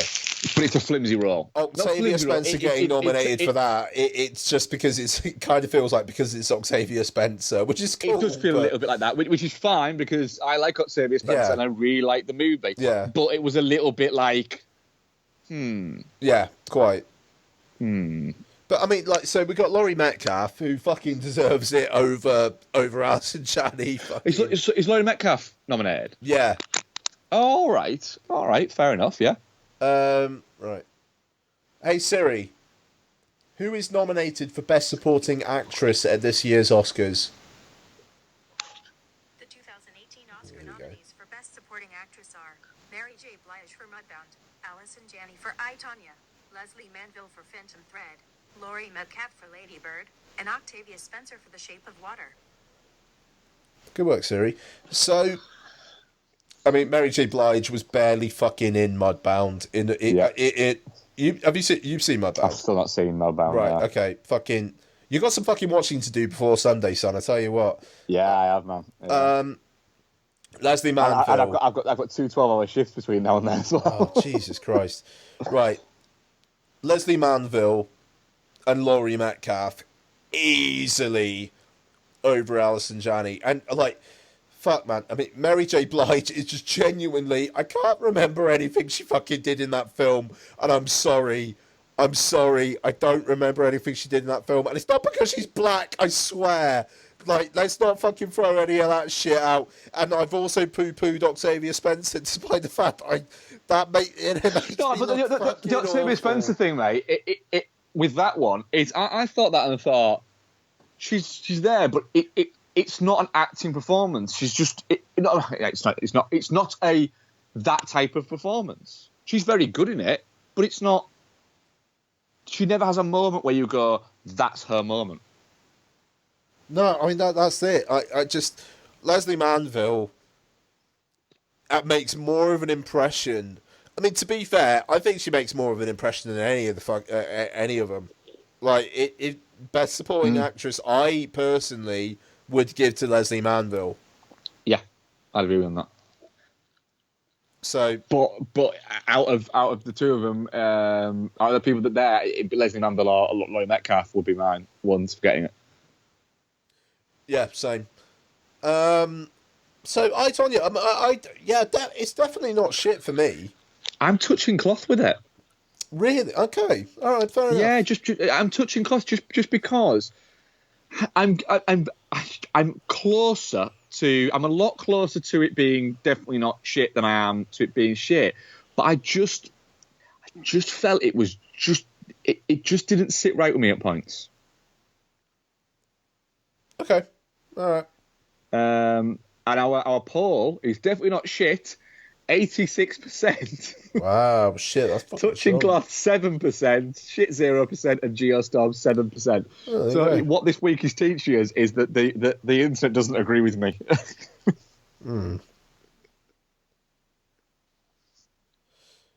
Yeah, pretty much. Yeah, pretty much. And I'm a man who is wrong a lot. Nice. We have an email. Do we? Marcus Zizou, subject line. Question, huh? Couple of disagreements. Probably, yeah, it's with me, isn't it? Hi, lads. Long-term listener giving a couple of comeback comments. Nice. Having a pop at Eisenberg about not being a film buff is a cheap shot. I bet he would have to research films at the very least. Also, in your free time, you're going to films, watching footy, playing video games by the sounds of it, not delving deep into the pensions world, or stoking your fireplace obsessions further, I bet. Well, that was based on that comment was based on an interview that I read with him where he specifically says that he doesn't watch films. He specifically says he doesn't watch films and has no real interest in film. Literally, I've read that shit as well. Like Eisenberg's literally said he doesn't watch that many films. And he doesn't have that much interest. I'd say the same thing. About, I do have to echo that. I'd say the same thing about Werner Herzog. Werner Herzog doesn't watch films. He watches documentaries, but he doesn't watch films. When he started doing The Bad Lieutenant, he outright came out and said that he hadn't actually seen Bad Lieutenant. No, that's true. He didn't want to call it Bad Lieutenant either, did he? He wanted to call it Port of Call New Orleans. Yeah. Right, 2. Shape of Water was good. Lots of nitpicks for me, but if you loved it, that's great. But I disagree with it being a non-Oscar bait film. Black actress, tick. Gay actor, tick. Person with a disability, tick. Relationship between two different genders / cultures, tick. Abusive white man, tick. It's all there. All the hot topics cornered. Woman fucks a fish, dude. Which actor's gay? Well, there's that as... Actually, yeah. Actually, what... Isn't it more a gay character? I think he might have meant gay character. Gay character. The woman fucks a fish. It's you know,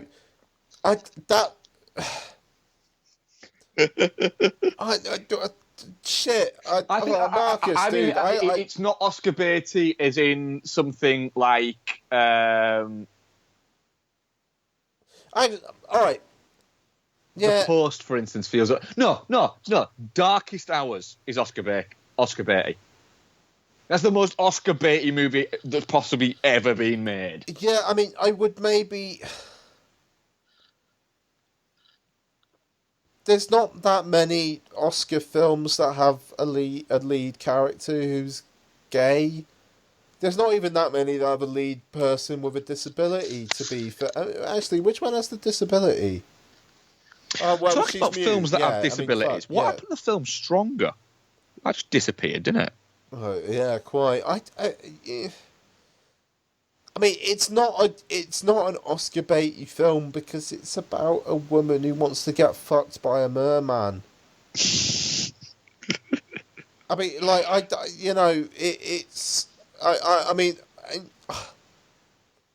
it's a genre film. It's a genre film, but is like done in a classical style. It's Oscar baity in the sense that it refers back to kind of classic Hollywood, but at the same time, it's doing some really subversive shit with what it's actually. I mean, that shit, man. The scene where Sally Hawkins has the smile on her face, and Octavia Spencer's like, "What are you so happy about?" And then it's all done through fucking sign that she fucked a merman and how he gets his dick out. Like that. That's not Oscar. That is not Oscar bait. Del Toro didn't go, "I know what is going to get the Academy hard." Yeah.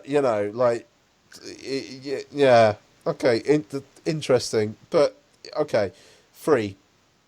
Going into a film without an agenda is difficult, I know, but Mark's constant darkest hour bashing without watching is a little harsh. I'm going to stop right there.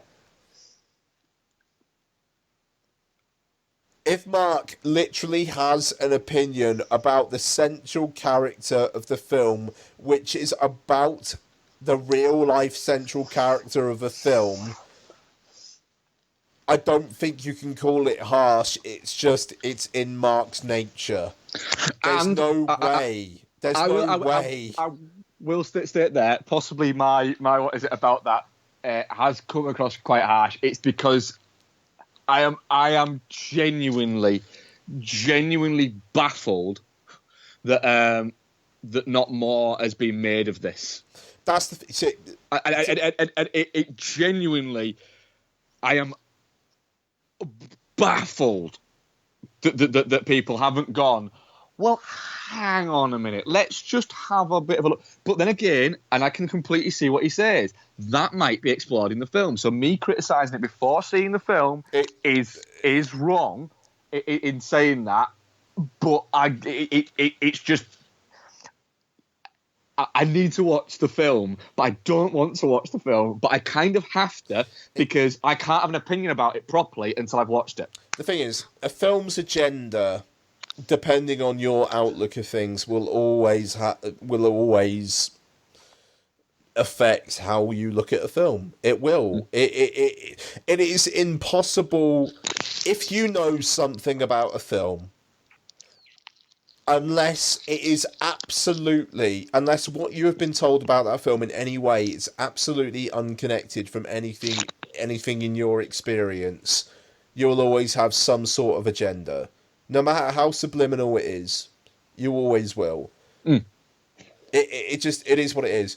A film by Clint Eastwood. All right, what do I know about Clint Eastwood? He directed American and Sniper. Right, so instantly, and I don't mean this flippantly, I'm going to have, okay, it's the director of American Sniper. The author of American Sniper has made this film. That will affect how I look at that film. Now, Unforgiven, we did it on Playing It Forward a couple of episodes back. I very much like Unforgiven. He also made American Sniper. I can get, I can disconnect the two. So, in terms of Darkest Hour, if the film itself has points around it which aren't directly connected to Mark's personal opinion of what Churchill has meant for the country, then I fully believe that Mark will be able to express that in his judgment of the film. I fully believe that. That's it. I will go into it sitting down going, right, this is the film I'm judging. I'm not judging the man. What I might come out of it and say is, look, the film is fine, but I still think that you need to watch it. But then I might come out of it and go, do you know what? I enjoyed it, but I enjoyed it as a word. If I will enjoy it, if I do enjoy it, sorry, it will be almost as if it's a work of fiction, if you get what I mean. So there's that. It's a very. It's one of the few people, the few characters out there that really fucking gets under my skin.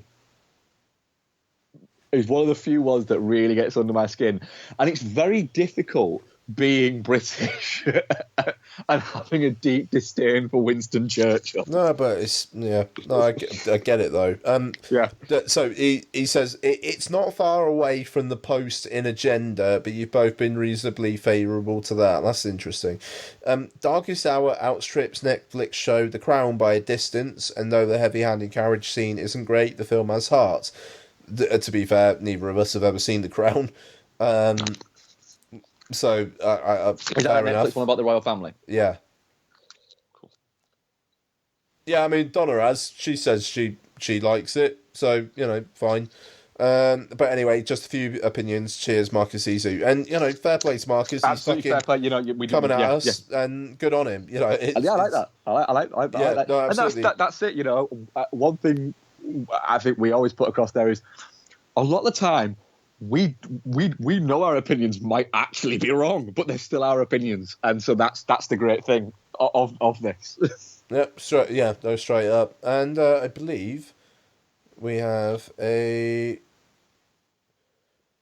Twitter question as well. We do indeed, yes. Our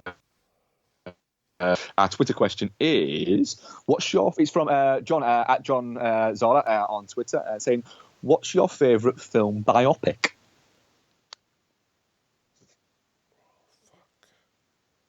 Favourite film biopic? I don't know. It can be quite a wide definition. There's a few that always come to mind for me on this one. I suppose Goodfellas has to come in there. I would say you could probably count it as a biopic of Henry Hill. Could you have Donnie Brasco in there? Or is that just a documentation of events? That's flimsy, isn't it, that one? I don't think you can have that, no. Walk the Line's very good. There's quite a few music ones. I always really like The Doors. Oliver Stone's The Doors. Malcolm X? Malcolm X is a really strong shout, yeah. It's a really good film. Right, I'm going to have to Google movie biopics now and just have a look, because there's a glaring one that I'm missing. Movie Bistro? No. Type in movie biopics, it's changed to movie Bistro.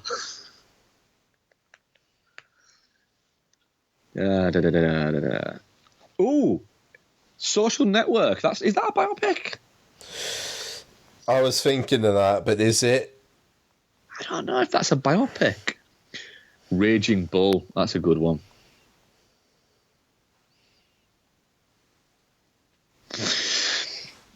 Wolf of Wall Street.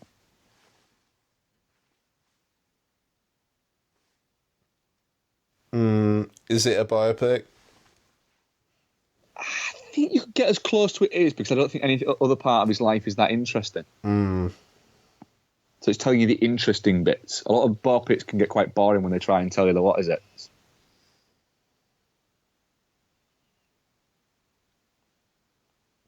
I'll go with Malcolm X. I'm sticking with it.